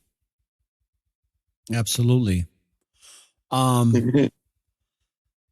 What advice would you give people as far as like routine for their skin, to keep their skin vibrant? Because obviously you got your products and stuff, but is there anything you can give advice on what somebody should do to make sure because I've heard one time from a dermatologist that the best way to clean your face is with cold water instead of hot water. So I was wondering what your take is on how to, what type of routine somebody, whether male or female, should go through on a regular basis to make sure that they're keeping their skin, I guess, vibrant and healthy. It all depends on what type of skin that you have. You have oily skin, dry skin, or a combination. But what I do is that every morning when I get up, whenever I go to work at night, it depends. I actually take some strawberries, like some raw strawberries, and cut them up in half a little bit and put them up under your eyelids. Like rub it up under your eyelids every day. It takes the bags from up under your eyes. Even tea bags, like boil some tea and take the tea bags and put them up under your eyelids. And that help with the bags up under your eyes too every day. And when I do get up, I put, like I said, I use my own body scrub, to do my face every day before I leave out and go to work. That's my routine. But what the dermatologist say with cold water, no, I don't think that's true, because with cold water actually locks everything in. Just like if you're doing hair, like a lot of Black females, we know when I used to relax my hair, that when you rinse your hair and you condition it, you use cold water, because the cold water locks the conditioner in. So I wouldn't put cold water on my face. I would use hot water. Sometimes the dermatologists don't know what they be talking about, because they get the dirt out with the hot water. But my routine is get up every morning and I use my scrub on my face, and I put strawberries. I rub strawberries up under my eyelids every day, and tea bags. And that actually keep your skin looking young. It really does. Now, you said boil the strawberries or just take them out the fridge? No, boil the tea bags. You boil the tea bags. And when you get done with the tea bags, you take the tea bags out and you put the tea bags up under your eyelids. Okay. And you let it sit there for about a good 10 minutes. No, you get regular strawberries and just cut the strawberries up and put the strawberries up under your eyelids. Okay. The eyelids take away the strawberries is there to actually make you look stress-free. Okay. That's good to know. Hopefully, I'm going to start doing that. Hopefully, I don't get hepatitis under my eyes. Yeah, and I'm sorry because they walk around here talking about this hepatitis and the strawberry, and I'm mad about that because I use strawberries up under my eyes every day. Or if you don't want to use strawberries, since they got this hepatitis going on, take some cucumbers and put them up under your eyelids and just rub it on your face every single day. Yeah, that I've seen in the movies. I've seen a couple of movies like that where a lot of white women put the cucumbers on their eyes. I love cucumbers, so that's good. That's good to know. See, this is good information, because these are natural ways to keep your skin vibrant and looking good. For the people in the chat room, keep those questions coming in. I see that we are question deficient right now. So, we do have a comment from Sister Danita. She says, Sister Antoinette, come up with something to put the butter on my back so I don't have to bother hubby to rub it on. I guess you want me to make something with an extra hand. I can't do that, Sister Danita. I'm sorry. I love you, baby, but I can't do that. He need to be putting it on your back. That's what he's supposed to do. So you heard it from Sister Antoinette. She's not an inventor. She just creates the ingredients to put together. What do you call it?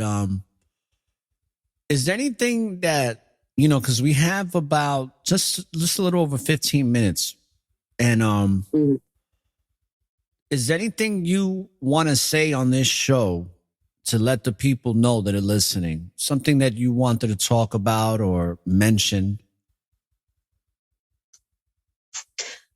No, I really want to say that I appreciate everybody supporting me on my little business. I really do. I appreciate that so much, because when I first started doing this, I was thinking like, ain't nobody going to buy for me. Ain't nobody going to do this. I was kind of worried a little bit, but Yahweh seen another plan for me. He seen that, was like, your stuff is good. I'm going to put you out there like that. And I just want to thank everyone that had bought for me. I know sometimes stuff be getting there late, whatever, and I got to work on it. I really do. I'm going to admit that.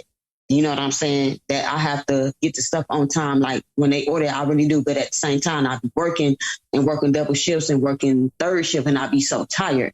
But that's something I do have to work on. But it makes me feel good when somebody buy for me and they enjoy my stuff. And I just want to thank everyone who has bought for me. And I appreciate them so much. I really do. I appreciate them, because I really thought I couldn't do this. I was really kind of scared, because I thought people was going to talk about it, and doubt me. And sometimes we do have doubts like that. when we, you know what I'm saying, trying to come out with something good or anything trying to be an entrepreneurship. You just be so worried about somebody going to say something bad about you. But, you know, I put that to the side. You know, I was like, you know what? I'm not going to even worry about that. I'm just going to put it out there. Either they going to like it or they going to love it. It is what it is. But I just wanted to just thank everybody just that's been supporting me.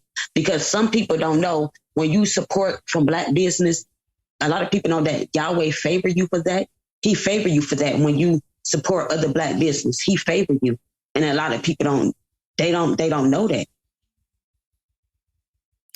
Let's take a quick 1 minute commercial break to play your radio jingle. This is a jingle that Take One and I put together for you, right? And by the way, brothers and sisters, if you ever want a jingle or some type of musical concept to come to fruition for whatever it is that you do, whatever business you're involved in, definitely check out the Network of Awareness. And that is a service that we do provide. And with that being said, let's listen to this quick 1 minute jingle for, am I pronouncing it right? Janaris Butters? No, Jorneers. Jorneers. I'm not saying Janaris. All right, Jorneers. Yeah, Jorneer. Jorneers Butters. No, because both my daughter's name is Jory and the other one is Janier. So I combined it together with Jorneers. Okay. So let's listen to Jorneers Butters. Quick jingle, and then we'll be right back.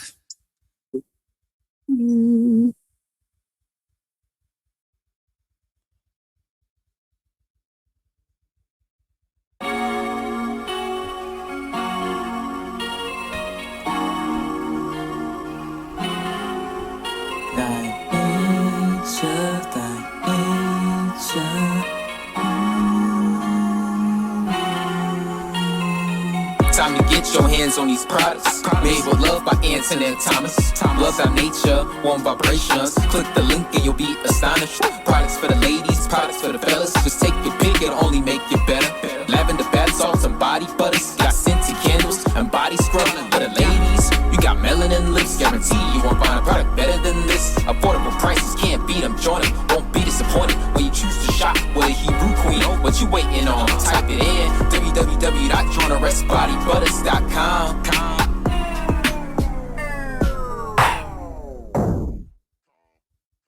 That was dope. That was dope, wasn't it? I think it was very dope. That was dope. So let me see if there's any other questions here before I ask my next question. Yeah, so we have Brother Landon, who's also a fellow entrepreneur, right? And I like young entrepreneurs. Yes, I love seeing great. young entrepreneurs, right? Because, you know, for you and I, Landon can be our son. So it's nice to see the young people doing our thing. We understand, Sister Antoinette, it's better to take your time on your product. I bought from people from Amazon and they don't care how they package their products. Very true. Very true. Mm-hmm. They don't. And I try to do the best that I can. Sometimes when I get off work on third shift, I get here about 9 or 10 o'clock in the morning. I'll be so exhausted and I'll be trying to put products out and I'll be trying to put it. Sometimes I'll be kind of discombobulated. So I was like, okay, I need to go lay my tail down for a little bit and then get these orders out. Cause that is important, the way you package the stuff. It is. Sometimes you got to take your time. Now, one question that I do have for you is, what advice would you give to the young woman, specifically the young Black woman who wants to do something for herself in regards to entrepreneurship?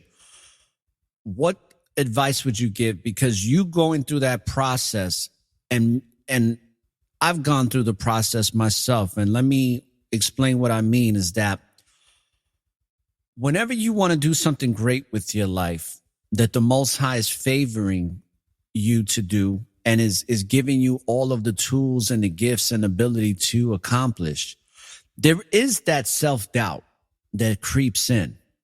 There's a lot of fear. It is the realm that we live in on this prison planet, where fear is a strong force because it's so highly promoted that we question ourselves. What advice would you give to the young people, or anybody for that matter, that wants to pursue something that they're passionate about? And what advice would you give them to get over the threshold or get over that hump and that wall of fear and self-doubt? I will tell them that keep doing what you're doing. Don't never give up. And at the same time, it depends on that the company that you keep, because you have some people out there that's saying that you want to do something good with your life. And a lot of people is not going to accept that. It's like, it doesn't matter. It could be your friends, your family, whoever you sleeping with, anybody. Keep them negative people from around you because they will bring you down. But don't give up what you want to do. Just keep doing it and don't overthink stuff sometimes. Because me, I overthink stuff. I overthink everything. Like, what they is they going to like it if I do this? What they going to say? Just don't overthink it. Just do it. Do it by the best of your ability. And before you even do anything, you pray to Yahweh and you ask Yahweh to guide you. Is this what you're supposed to do? Is this your calling? So just don't give up on what you want to do. And like I said, it depends on that the company that you keep, because you got some people that be around you, see that you're doing good and you want to come out with something, being an entrepreneurship. Some people would try to keep you down and be mad at you and really hate on you and tell you that your products is not good. Oh, even if you're a chef and you sell a place or anything, some people that you're around will tell you, well, your food ain't all that good. And then you will start thinking that and having self-doubt about it, and that negative energy is around you. So if you want to do something and you know you're good at it, the first thing you do is you pray to Yahweh about it. And the second thing you do is just get them negative people from around you and just do what you got to do. Because Yahweh, he will see you through that. Just keep doing it, whatever you want to do, and keep your head up doing it. Just stop having self-doubt and having bad anxiety. Just keep doing it. That's right. Yeah, you even have people that try to copy what you're doing too. You know, you have a lot of that going on around there too. Mm-hmm. I have another question for you. What inspired you to come up with the artwork that I'm looking at? It looks like a young little black girl with a little dress or like a ballerina dress with the butterfly. What inspired that image? Actually, my daughter did that for me. She came up with that image like maybe 3-4 weeks ago. She came up with that. I like it. That was the same daughter, my oldest daughter, 27. Yeah, she the one who actually named the products for me, named the company for me, and she came up with that logo like maybe a month ago. And she told me, "Mom, I think this is a good logo," and I was like, "Yeah, I like it. I want to put a little more colors in it, like some rainbows around it." Yeah, I'm gonna have her do that because I don't know nothing about this technology. Ain't going to the computer do none of that. I was trying, but it just didn't work. So I'm gonna have her do that. But my oldest daughter, she came up with that logo. That's my oldest daughter's logo. Just a suggestion. Don't have to take it. Definitely let her know to add the Love Thy Nature in there too, along with with what's on top. Maybe have it come around. I'm just saying that because I do logos and I can see a lot of potential there for some more, to add some more flavor to what you already got going on in that artwork.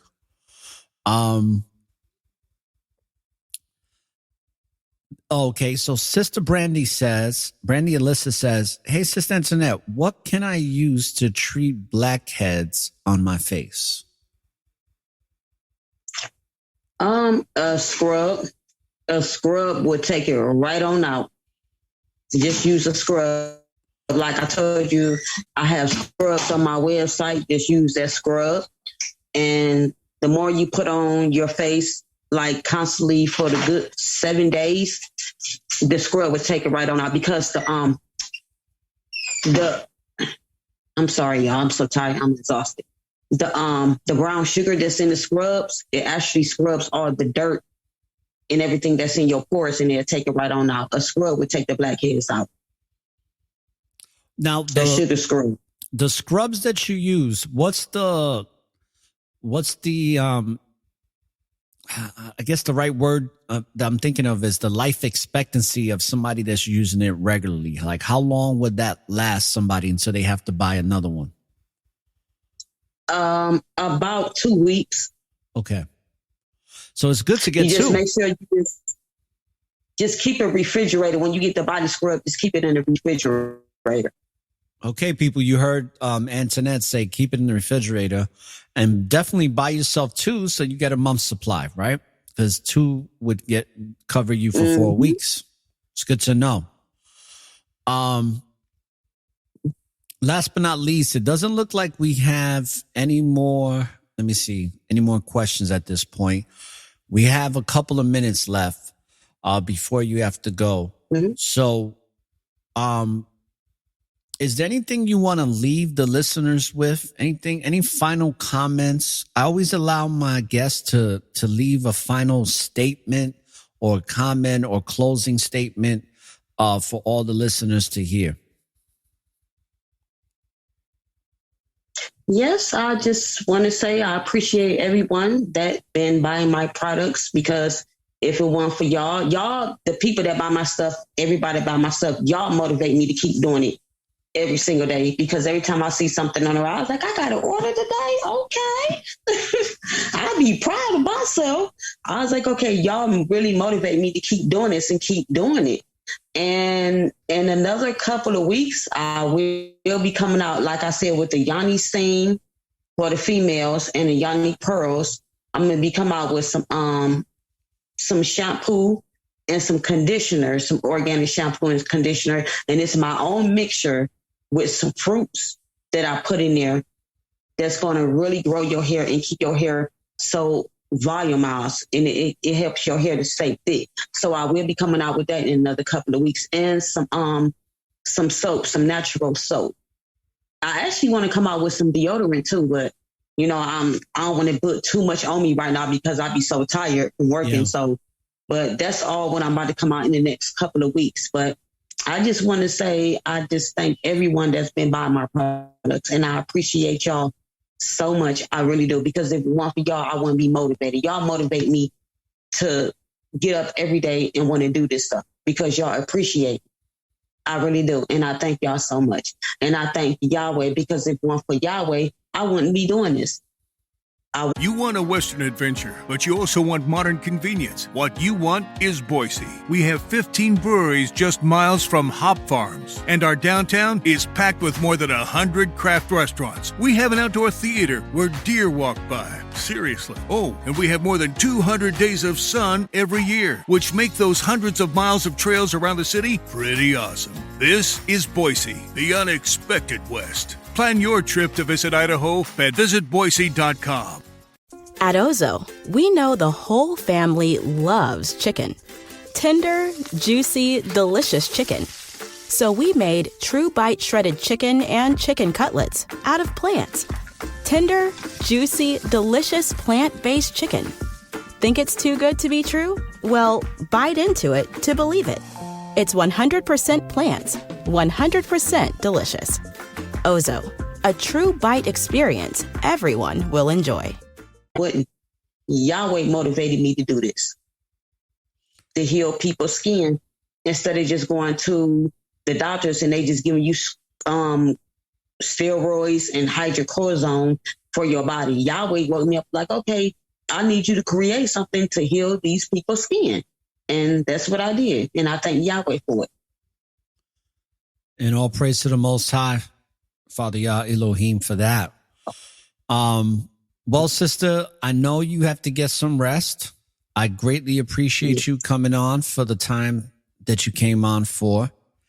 And I'm definitely going to promote your links on my show. and they'll be in the description box for all those that are going to be downloading the show later or now. Because I always advise download the show so you have it, because you never know. You always want to have it on deck. And I want to say that you're doing a great job. You're doing something that is meaningful. You're making people's lives better. You know what I mean? And keep doing what you're doing. I'm going to obviously promote this episode on social media by later tonight before I go to bed and stuff like that. So I just want to say thank you again for, coming on. And in the future, we'll have you come back when you have some more time and you don't have to go to work and all that stuff. Yes, I will. Because I'm going to have some more new products in. And I just want to thank you, Brother Oris, so much. And, it's an honor to be on your show. It really is. And I thank you. And I want to say you do a great job of being the messenger. You do a great job. And I appreciate you, brother. Thank you. I appreciate it. So, brothers and sisters, you now have heard it from, oh, by the way, before I forget, I wanted to make sure that I let you know that Brother Mauricio said that it was nice hearing your voice and putting it to a face. And he said, Sister Antoinette, much love to you. So, thank you again for coming on the show. And brothers and sisters, definitely, I'm going to have the links in the description box. So let's give another round of applause to Sister Antoinette before she goes. Here we go.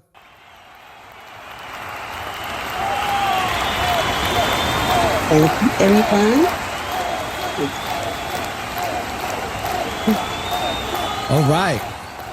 So, thank you for coming on, and we'll be talking soon. Welcome. And have a good night's rest until you have to do it all over again in the morning. Yes. You and I are going to be waking up at the same time. In the chat room, and I praise the Most High. Thank you. Good night, brother. Or I appreciate you. All right, Barakatah, sister. Barakatah. All right, that was Sister Antoinette Marie from Love Thy Nature. And her website that I'll have in the description box is www. And she just told me, she said Joneries or Joneries, Joneers, bodybutters.com. And definitely, if you haven't gotten any of her products, go to her website. She's on IG and get her products. Support independent business owners. Support our entrepreneurs, because it's more important that we support each other. Because you see, I'm going to tell you something. You heard me say it yesterday. In this so-called truth community, okay, I'm telling you, there's literally a 1/3 population in this truth community that's really about this life. All right. And as a fellow entrepreneur and business owner, I could tell you that when it comes to anything I do, I literally get about 3 to 7% of all the people that supposedly support me that actually support what I do wholeheartedly. And that is a statistical average for most business owners. And it's also, I believe, in my opinion, a statistical average in this truth community, because it's one thing to say that you support people, all right, and that you got all this righteousness and you live this life of truth, but it's a whole nother story when you actually live it, and that your words correlate with your actions. Because a lot of times words are very insignificant if they don't have the actions to support them. And with that being said, support people like Sister Antoinette, who are providing products that are actually beneficial to you.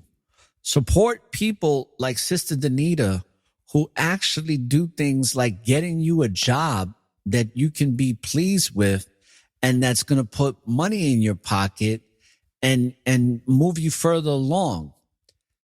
support people like Brother Landon, who has products that can get you prepared righteously, and also, products that are good for you and lift your spirits up, make you feel good, right? Because when I spray that peppermint spray and that barakatah spray, a lot of times I spray it right before my shows and I'll say a prayer. Sometimes I forget to do it because I'm so bombarded with so much stuff. But I say a prayer and I spray that barakatah spray because, it may be real ritualistic, but there is something in the scent that fills my spirit up with a sense of joy, happiness, peace of mind, and also purpose, believe it or not. So support the people that are actually taking the time out to give you something in regards to a product that has great substance. Whether it's somebody like myself who has a media company, right? Because that's what I do. If anybody want to know what I do, and I don't have my LLC set up yet, just to let y'all know, I have a DBA. I don't have an LLC because I'm doing my trademark first. But what I do is I provide creative media concepts. That's what I do. Besides the fact that I'm a messenger for the Most High, I provide creative media concepts. People like Danita from A1 Career Services and Let's Talk HR Services provides a multitude of services in regards to staffing and job search and resume writing and all those good things.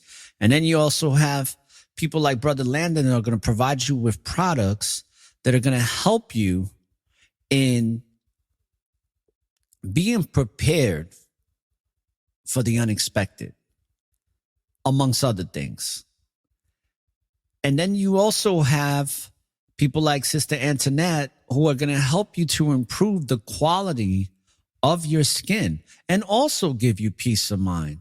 So support the entrepreneurs that are taking the time out to provide great substance and high quality products and services to help you improve your life.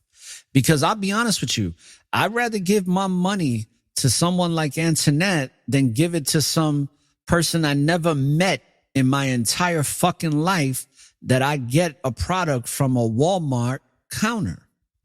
That's just a fact.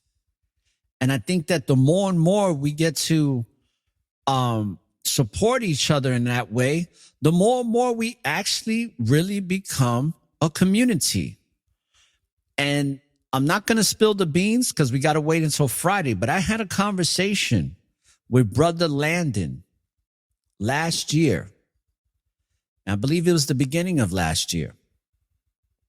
And Brother Landon had said something to me that was so thought-provoking, where he talked about the Black Wall Street, right? And he talked about how he feels that within this truth community, we are creating another type of Black Wall Street. But the thing is that I said to him, I said, this is a little different because this is a spiritual thing, right? So he mentioned, and he was in agreement with me, that it's a righteous Wall Street. It's a spiritual thing because the Most High has his hands on it. See, the Most High didn't have his hands on Black Wall Street. That's why it got taken down. But I believe that the Most High, along with Landon, is got his hands on all these people that are coming together for the greater good to serve the Most High and to serve each other. Because I'm telling you something, when we serve each other righteously, we are serving the Most High because we was created in the image of the Most High, and we are all expressions of that. So it's very important that we all support each other in that. And that's why when I said, and I didn't mean to be, I didn't mean to be ugly, but I keep it real. I speak truth and I don't give a shit what anybody thinks. I said it, and I didn't say it to be disrespectful to anybody, but I said, let's see who joins the Network of Awareness TV channel on Roku.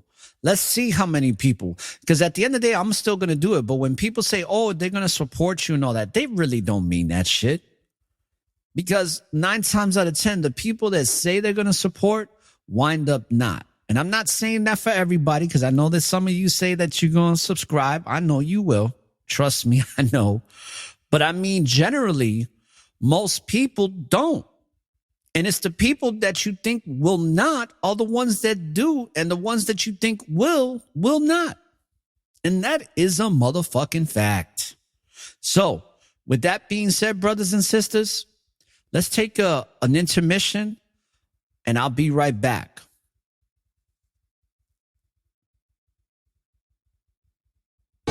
Nothing like stage screen radio TV.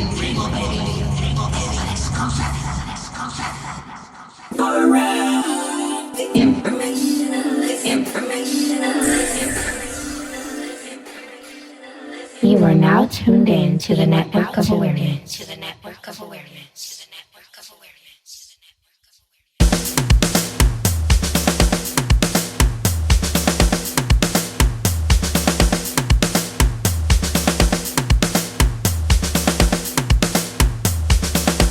I built this shit. Me. Brick by brick. And I'll be damned if I let you tear it down just cause you don't like the way another nigga talk. In the mix.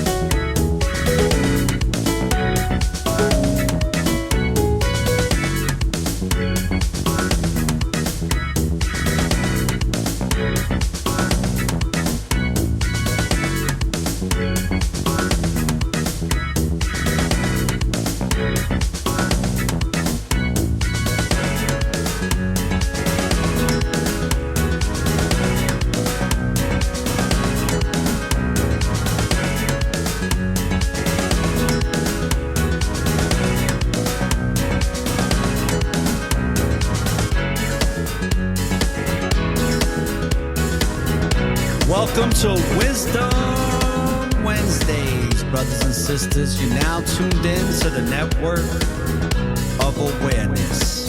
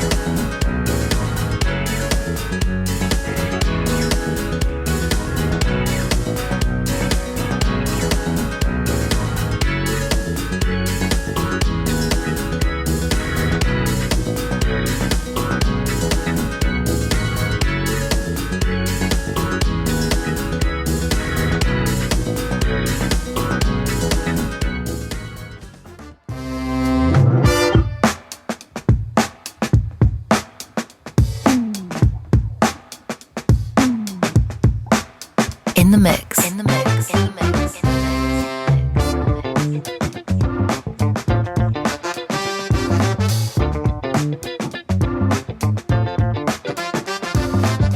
Skibbity bitty wop wop wop bam bam boom.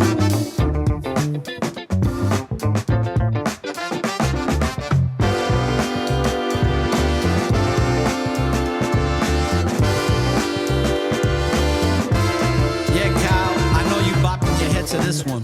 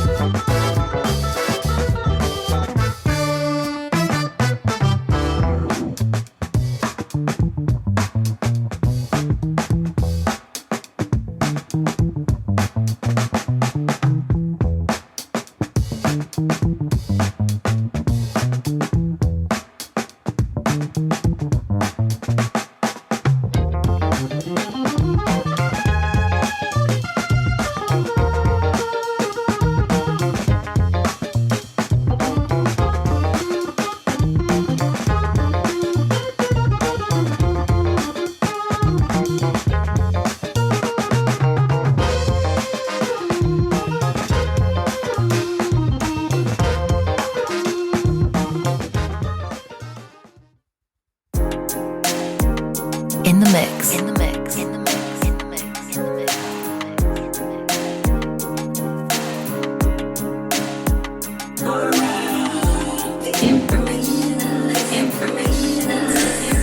Please just tell me what's happening to me in plain English without the mumbo jumbo. How you do?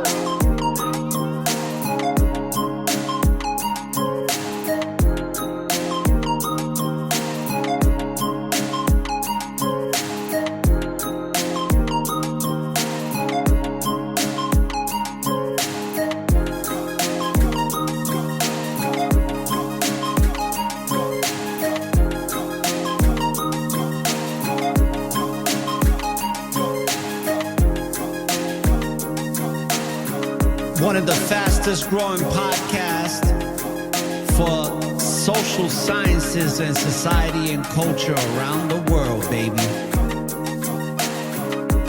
We moving up.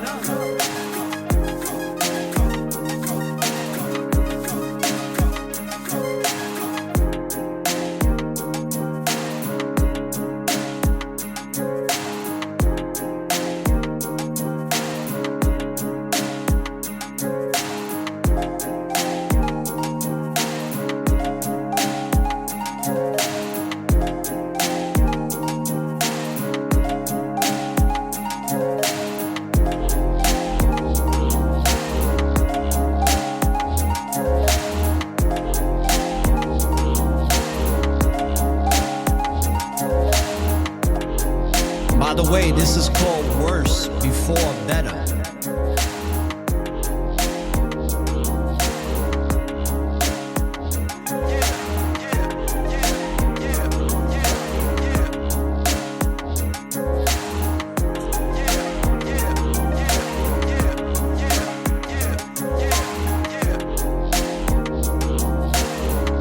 Shout outs to all my peoples, to all the listeners around the world. Shout outs to all my brothers and sisters that are resilient in this long struggle. Stay humble and remain righteous.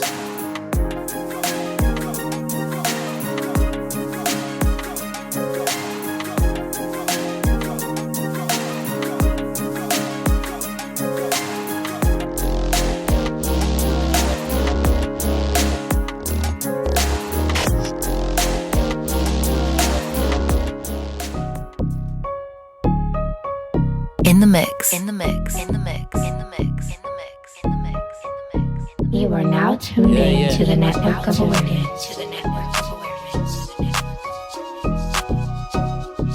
How you doing? Damn, Dreamline made that. Every day I'm working. Every day I'm praying. Every day I'm grinding. Chances that I'm taking. Walking out on faith, yeah. Fuck what they saying. Cause we winning. Oh man, here we go again. Niggas mad again cause we changed, elevated, renovated the house within ourselves. Kicked them out like Pam, slammed the door, never again let anybody in. Tryna rob me of my energy, call them out suddenly, losing memory. Hate it when you keep it real, know it's such a tough pill. Gotta deal, what's the deal? The world we living in is full of shit. Right there, can't even think, niggas weak, women street. Everybody envy, everything, all likes, all views with no reality. Everybody fake, claiming they awake. When's the last time you prayed? Or helped somebody out when it wasn't for the clout? Yeah, I'll never make millions, so I'll never sell to get it. I'll praise to Yah, every single day I'm growing, hallelujah. Separate myself from them. No, I cannot quit. Yeah, I gotta win. Praise you till the end. I'ma keep on working.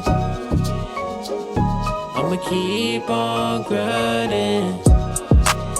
Every day I'm working. Every day I'm praying. Every day I'm grinding. Chances that I'm taking. Walking out on faith, yeah. Fuck what they saying. Cause we winning. I'll praise to Yah. Every day I'm praying. I'll praise to Yah. Every single day I'm growing, hallelujah. Walking out on faith, yeah. I'll praise to Yah. All praise to Yah. Every single day I'm growing, hallelujah.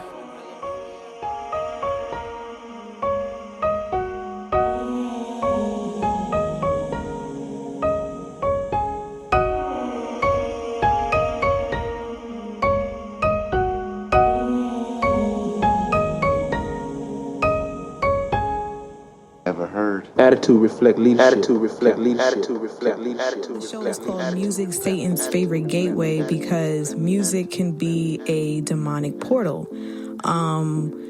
What I mean by that, you know, everybody knows the popular quote, what goes in must come out, all right? Because whatever you feed your mind and soul is going to eventually reflect in your actions and your thoughts.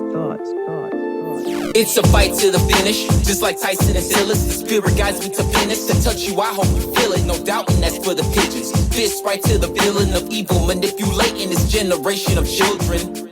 Things I see in the media got me heated up. Girls barely in their teens used for pedophilia. Celebrities simply misleading them. How can you live with yourself knowing damn well that you deceiving them? Feeding them nonsensical bullshit for their mental, like it's cool to be famous when you know it's detrimental. Y'all convince them that it's hard work, dedication, and God. Last time I checked, we give all our praises straight to Yahweh. Hey, come on, the music is more than just vibes. Keeps us pushing forward every day of our lives. It's my 9 to 5 to do it and do it right. You know I gotta stay on the grind.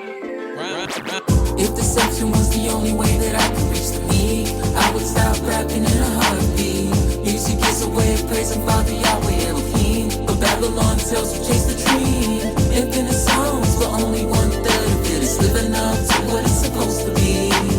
Thank Elohim for the remnant who understands the power of music.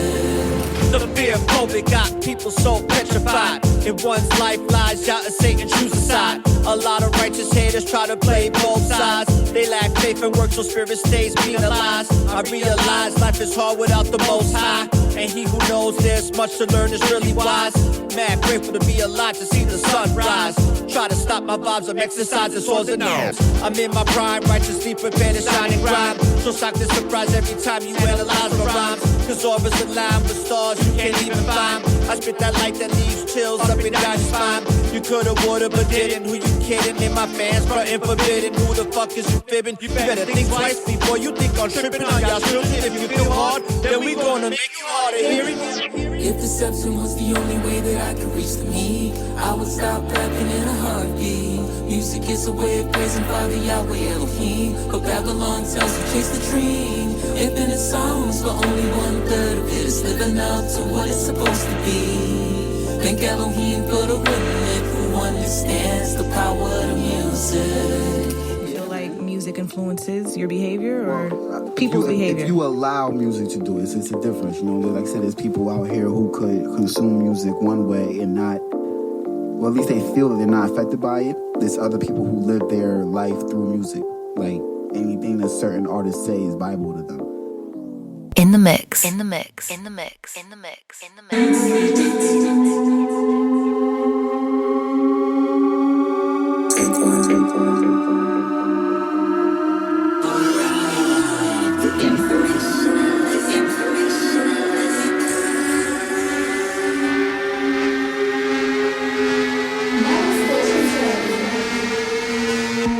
The mind of the soldier whole starts deep as an ocean. He chosen focus, devoted to get a crown in the road with it. Road is narrow and focused, you can tell by the way in which he flows with it. None of these rappers, Yah opposes a lost soul in them. Holding them all accountable for the music controlling them. Countless of 100,000s of soulless people supporting them. Righteous music accounts, most folks won't go to them. Don't worry about it, cause Yahweh knows who the chosen is. Shalom to them for constantly dropping projects for Yah to spin. Food for the spirit, once you hear it, now you confident. Daily battle fighting hard like we in a boxing gym. Babylon ain't looking tall no more, she needs oxygen. Got the win, still got motions floating that we got to live. Positive, roller coaster, corporate, watch cooperative. Jab now, cry later, just not with the consequence. Zombies running in the dark, my direction where Yahweh is. Destined for greatness, but not the kind that you thinking of. Pointless being famous in a realm that the demons run. Yet, you still got takers who make it making vibrations. Elated eagles and cadences leave you feeling all vacant. Cause Satan tanks them and breaks them and makes them look real amazing. The gaze and phase in the matrix, embracing the fake and awaken. The cake and bacon temptation persuades to change your foundation. If Yahweh in your brain, you'll end up this confabulation.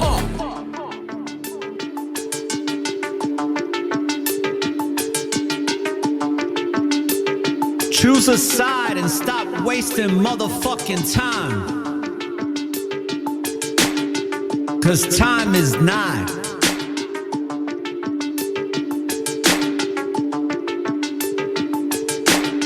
In one's life lies Yah and Satan's truth inside. In one's life lies Yah and Satan's truth inside. In one's life lies Yah and Satan's truth inside. A lot of righteous haters try to play both sides. In one's life lies Yah and Satan's truth inside. In one's life lies Yah and Satan's truth inside. In one's life lies Yah and Satan's truth inside. A lot of righteous haters try to play both sides.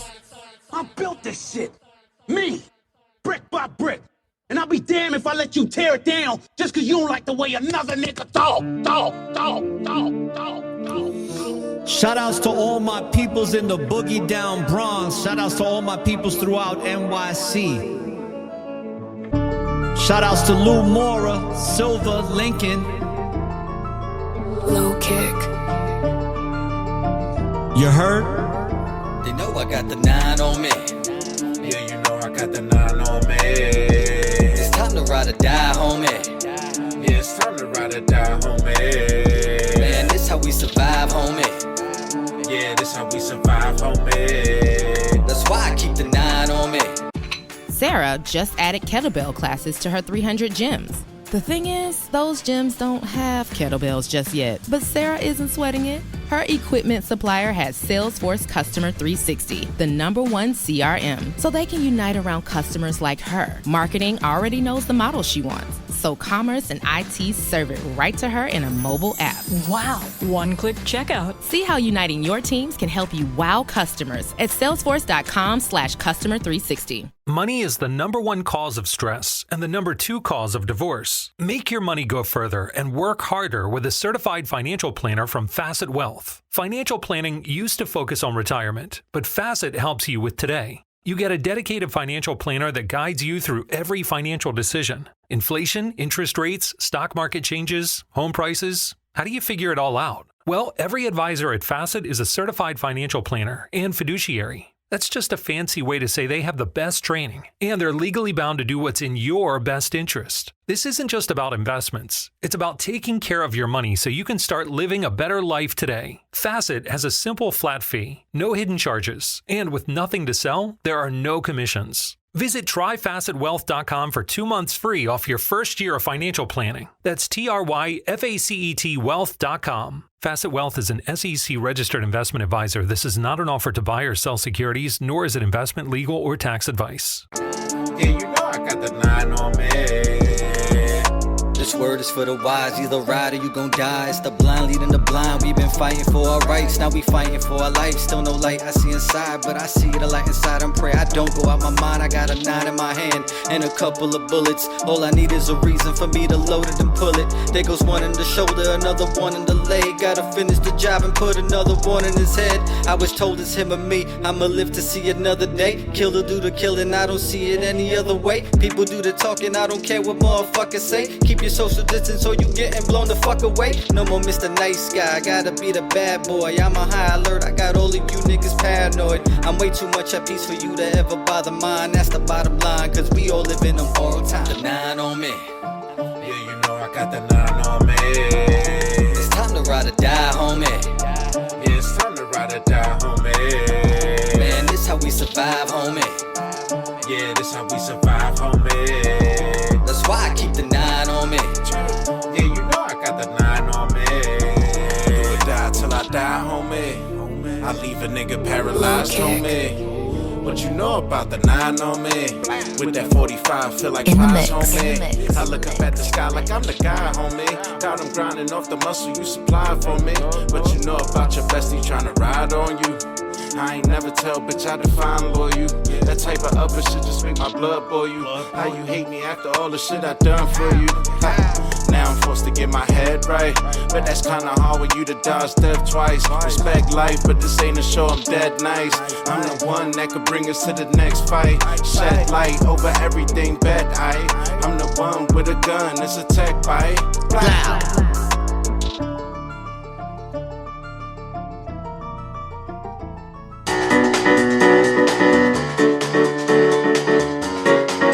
You are now tuned in to the Network of Awareness.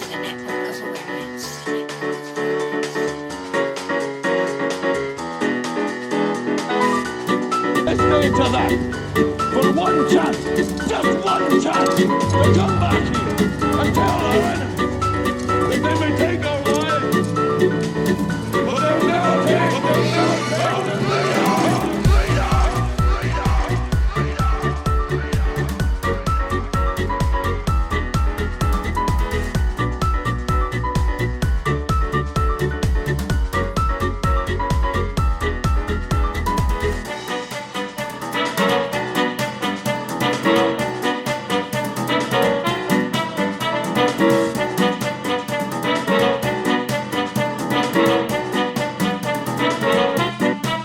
Let's go.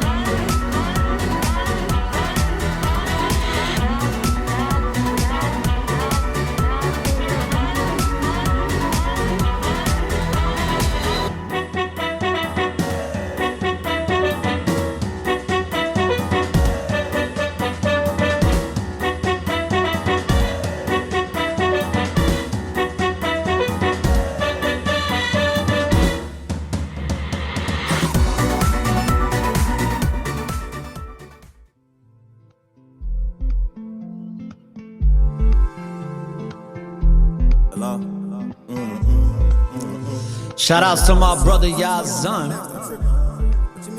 Peace and forever favors to Oklahoma. And shout outs to all the brothers and sisters that be listening to the Network of Awareness in Oklahoma. I see y'all.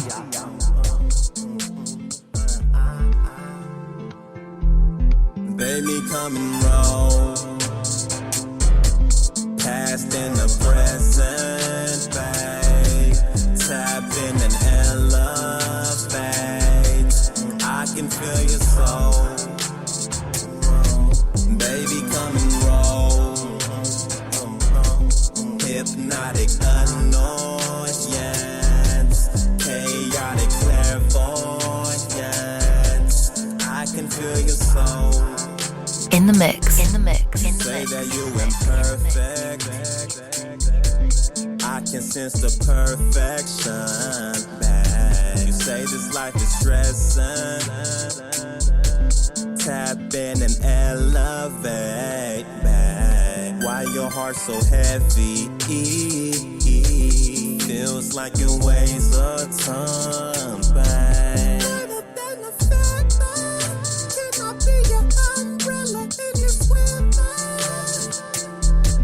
Baby, come and roll. Past and the present, babe. Tap in and elevate. I can feel your soul. Baby, come and roll. Hypnotic annoyance. Chaotic clairvoyance. I can feel your soul. Remember walks that we took right over the hill. Jam and screw, trying to chill, everything trill. You made the first move, no hesitated reaction. She wanna fly in my carpet like I'm Aladdin. You see my passion derives from your compassion. Nasara, just Sara, like no taxes. In the land of the free with the people. Lone wolf, I don't sleep with no sheeple. I creep through, then I rise with the elo. Him, the way I beam is so lethal. In my beanie like seagull. With the eye of an eagle. I'm in the hair like a follicle. While you taking Molly, I'm manipulating molecules. Any, mini, miny, mo. No, I ain't that kind of fool too quick to fall in love like that Frankie Lyman do. Fast forward, change the channel, now we on the news. A Salvadorian swerving under the DeLorean. Parallel, can they corner him with the tree and some ornaments? Based on my lyrical telekinesis, we teleported through a portal. Based on my lyrical telekinesis, we teleported through a portal. Based on my lyrical telekinesis, we teleported through a portal. Based on my lyrical telekinesis.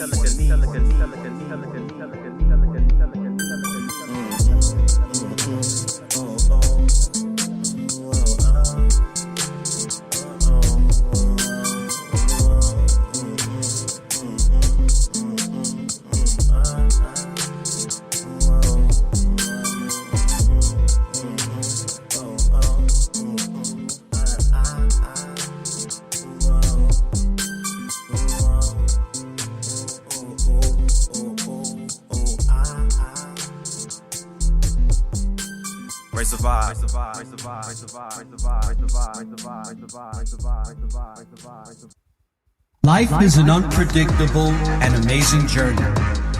Our ever-changing conditions within today's society and the constant new trends influencing cultures can become overwhelming, to say the least. But no worries. The Network of Awareness podcast radio show brings peace of mind in these challenging times. Follow us on your favorite podcast listening app and join our community of Network of Awareness at networkofawareness.com.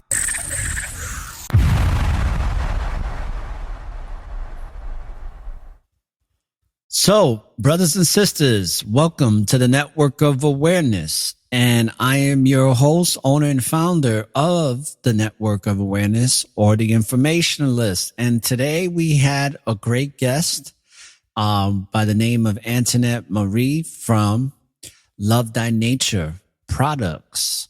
And I think that Sister Antoinette has a lot of good products to offer. And I'm so happy that she is committed to her calling. So let's talk about that for the second half of this broadcast. What does it mean when we have a calling? Let's dig into that first before we talk about the commitment to the calling. See, brothers and sisters, we all have a calling in life. I don't care who you are. I don't care what you have going on. You all have a calling. And one of the ways that this was revealed to me early in life was when I would see people with physical deformities doing great things. For instance, you had the young brother who had no arms. I want you to listen to this. He has no arms. And he's wrestling in high school. And he's beating kids in wrestling with no arms. It's amazing. There's people that know how to drive with no arms. They use their feet. They use one foot for the steering wheel and the other one for the pedal and the brake. It's amazing. And the reason I bring that up is because when I would see these things, it's like, what excuse do I have? I have no excuses. Just like the brother that, Brother K.L.P, he puts out a lot of their videos that I came across as well, where they show the old guys, the old brothers doing calisthenics, and they look fucking awesome. And they're some of the brothers are 57, 64. You know what I mean? And these dudes look better than 20-something-year-olds that work out. So there's no excuses. We all have a calling. The Most High has graced us with so much ability and gifts. And we have to answer the call. The problem is that many of us are lazy.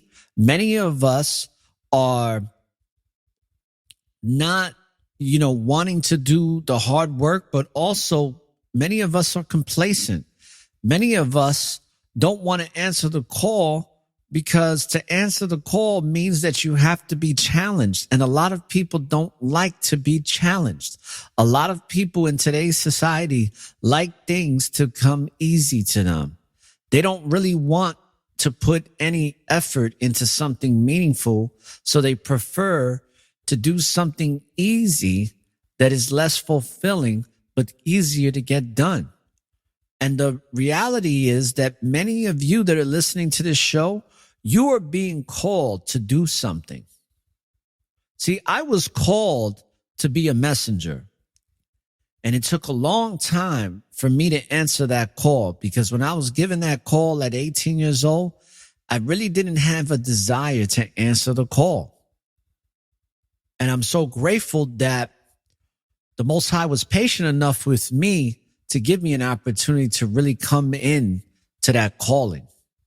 Even though I was doing stuff with my hip hop, with my music, with radio, with executive producing. I mean, I've done a lot of stuff, people, that I don't really talk about too much on the show. With time, I'll put more stuff out on things that I was able to accomplish as a younger man, because I wasn't, just wasting time at a young age, but to a certain degree I was, because I really wasn't, even though I was doing positive things and I was helping people and I was doing things that somewhat were meaningful, I still was wasting time at the same time, but I wasn't answering my calling. And it's very important that we answer the call, because we all have it, especially when you're getting those ringings in the ear. That is something that is calling you to do something. And there's a lot of different interpretations to it, but I know for a fact that when you're hearing those ringings, there's a calling, there's a message that's being delivered to you, and you gotta be still and listen to the call and pick up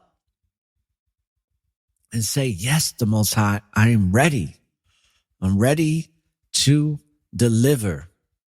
I'm ready to answer the call, whatever it may be. We all have a purpose, but we have to pursue that purpose with great passion, because the passion is what's really going to be the driving force. We have to be passionate, just like Sister Antoinette is passionate about helping people improve the quality of their skin. We all have it, brothers and sisters. We all have something great to do in our lives. It doesn't matter what background you come from, what culture you're in.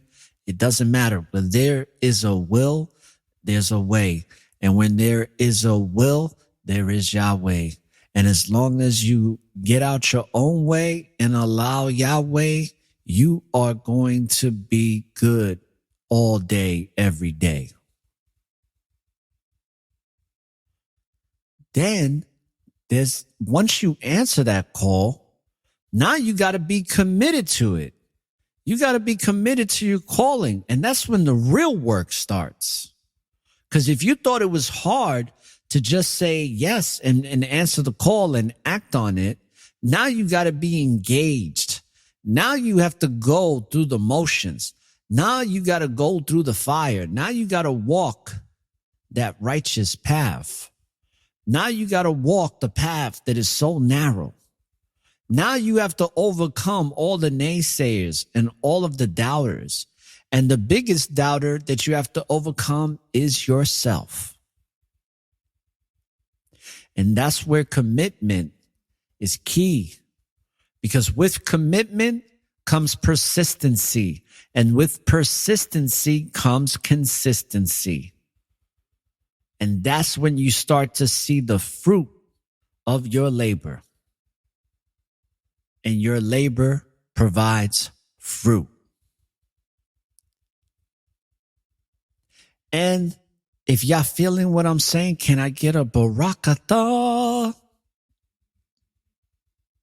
Because that's let me tell you something. That's part of our life. We are all being called. Many are called, but only few are chosen, because only a few answer the call to be worthy enough to be chosen.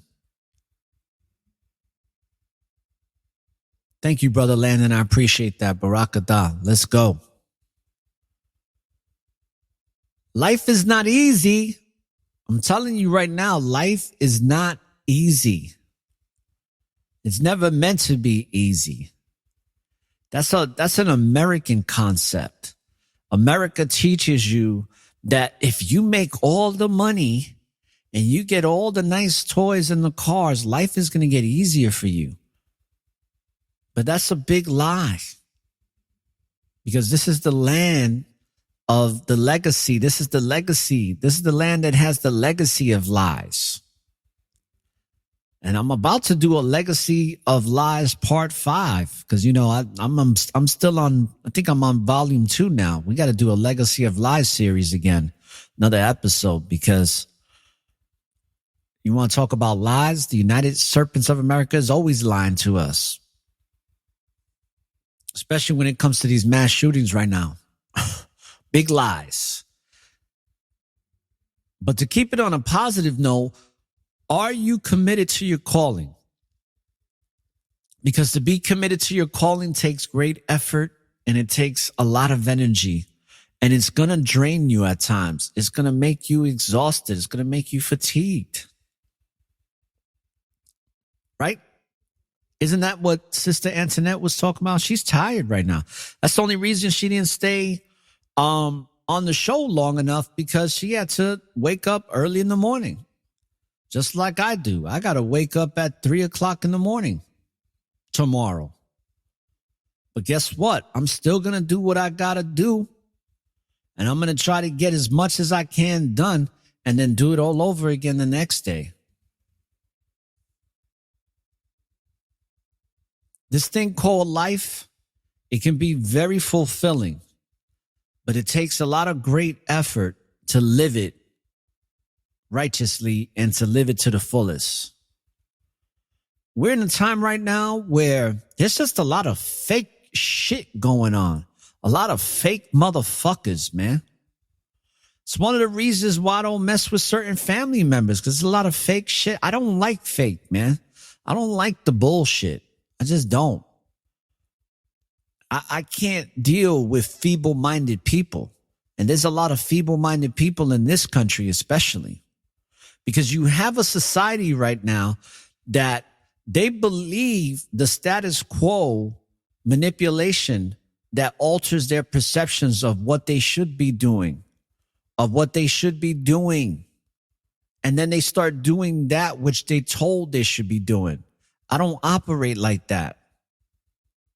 I do what I'm meant to do. I don't do what the status quo tells me. I don't do what the government tells me to do.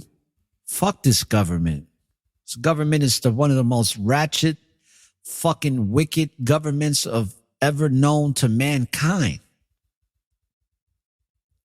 But because we live in a society and a culture that cares about what everybody thinks about them, we live in a society where most people never answer the call. That call becomes silent. That call, if I was to use an analogy for what this country represents when it comes to the people that are being called to do something great in their life, that phone fucking rings and rings and rings until it can't ring anymore, and it just stops ringing. And there's some of you that are getting that ringing in your ear, but it's only a matter of time that if you don't answer, that ringing in your ear is going to cease to exist. It ain't going to come back. It's the same thing as I was referencing in my Tightrope Tuesday about how when you walk in that righteous tightrope, you better stay on it. Because if you fall off, you might not be able to get back on. Facts. And I can't wait till you brothers and sisters see it's not going to be put out on the debut of the channel for Roku and the internet for networkofawareness.tv. But I'm going to tell you, I can't wait to do the little mini movie or video that I'm going to put out on Roku and on my TV network about the righteous tightrope. I think it's going to be fire. It's really going to give you, brothers and sisters, a visual to what I've been talking about for a long time when I first introduced the righteous tightrope to y'all. And I'm so grateful that I have this opportunity and this platform to do that, because there's so much that I want to share in regards to all of the trials and tribulations that I've gone through in my life and that I still go through to present day. But I'm in a lot better position to deal and to manage and to persevere and overcome the trials and tribulations that come knocking on the door so frequently. Because when you start to be committed to your calling, all of the things that are insignificant, that don't matter, that normally you would pay attention to and give life to and, get stressed out about, when you're committed to your calling, that shit becomes so insignificant. It doesn't fucking matter. And when you are committed to your calling, which is your purpose, you really start to see, like, damn, that shit is so insignificant. It doesn't fucking matter, because this is so much more important in what I'm doing. But if you're not doing that, if you're not committed to your calling, if you haven't even answered the call, then all those insignificant things that the worldly world of things have to offer you, they're going to become very significant and very important and very impactful to your life. And then you're going to be all stressed, wanting to seek more, not knowing how to, not realizing that less is more. That's something I had to learn in some of the most hardest ways, was like I was trying to do too much and I had to do a lot less to get more out of what I was trying to do. So I ask, are you committed to your calling? Have you even engaged in your calling? Are you pursuing what is calling you in life? Are you really listening? Are you really aware and prepared to answer the call so that you can be committed to your calling and so that you can make the world a better place for those that live in it? It's always up to us, brothers and sisters. Only we can do it. The Most High gives us that freedom of will, and we have to choose. We always have a choice. You could choose to be, or you could choose not to be. It's all up to you. So, brothers and sisters, man, I'm so grateful that we got to do another Wisdom Wednesday. All praise to the Most High for that.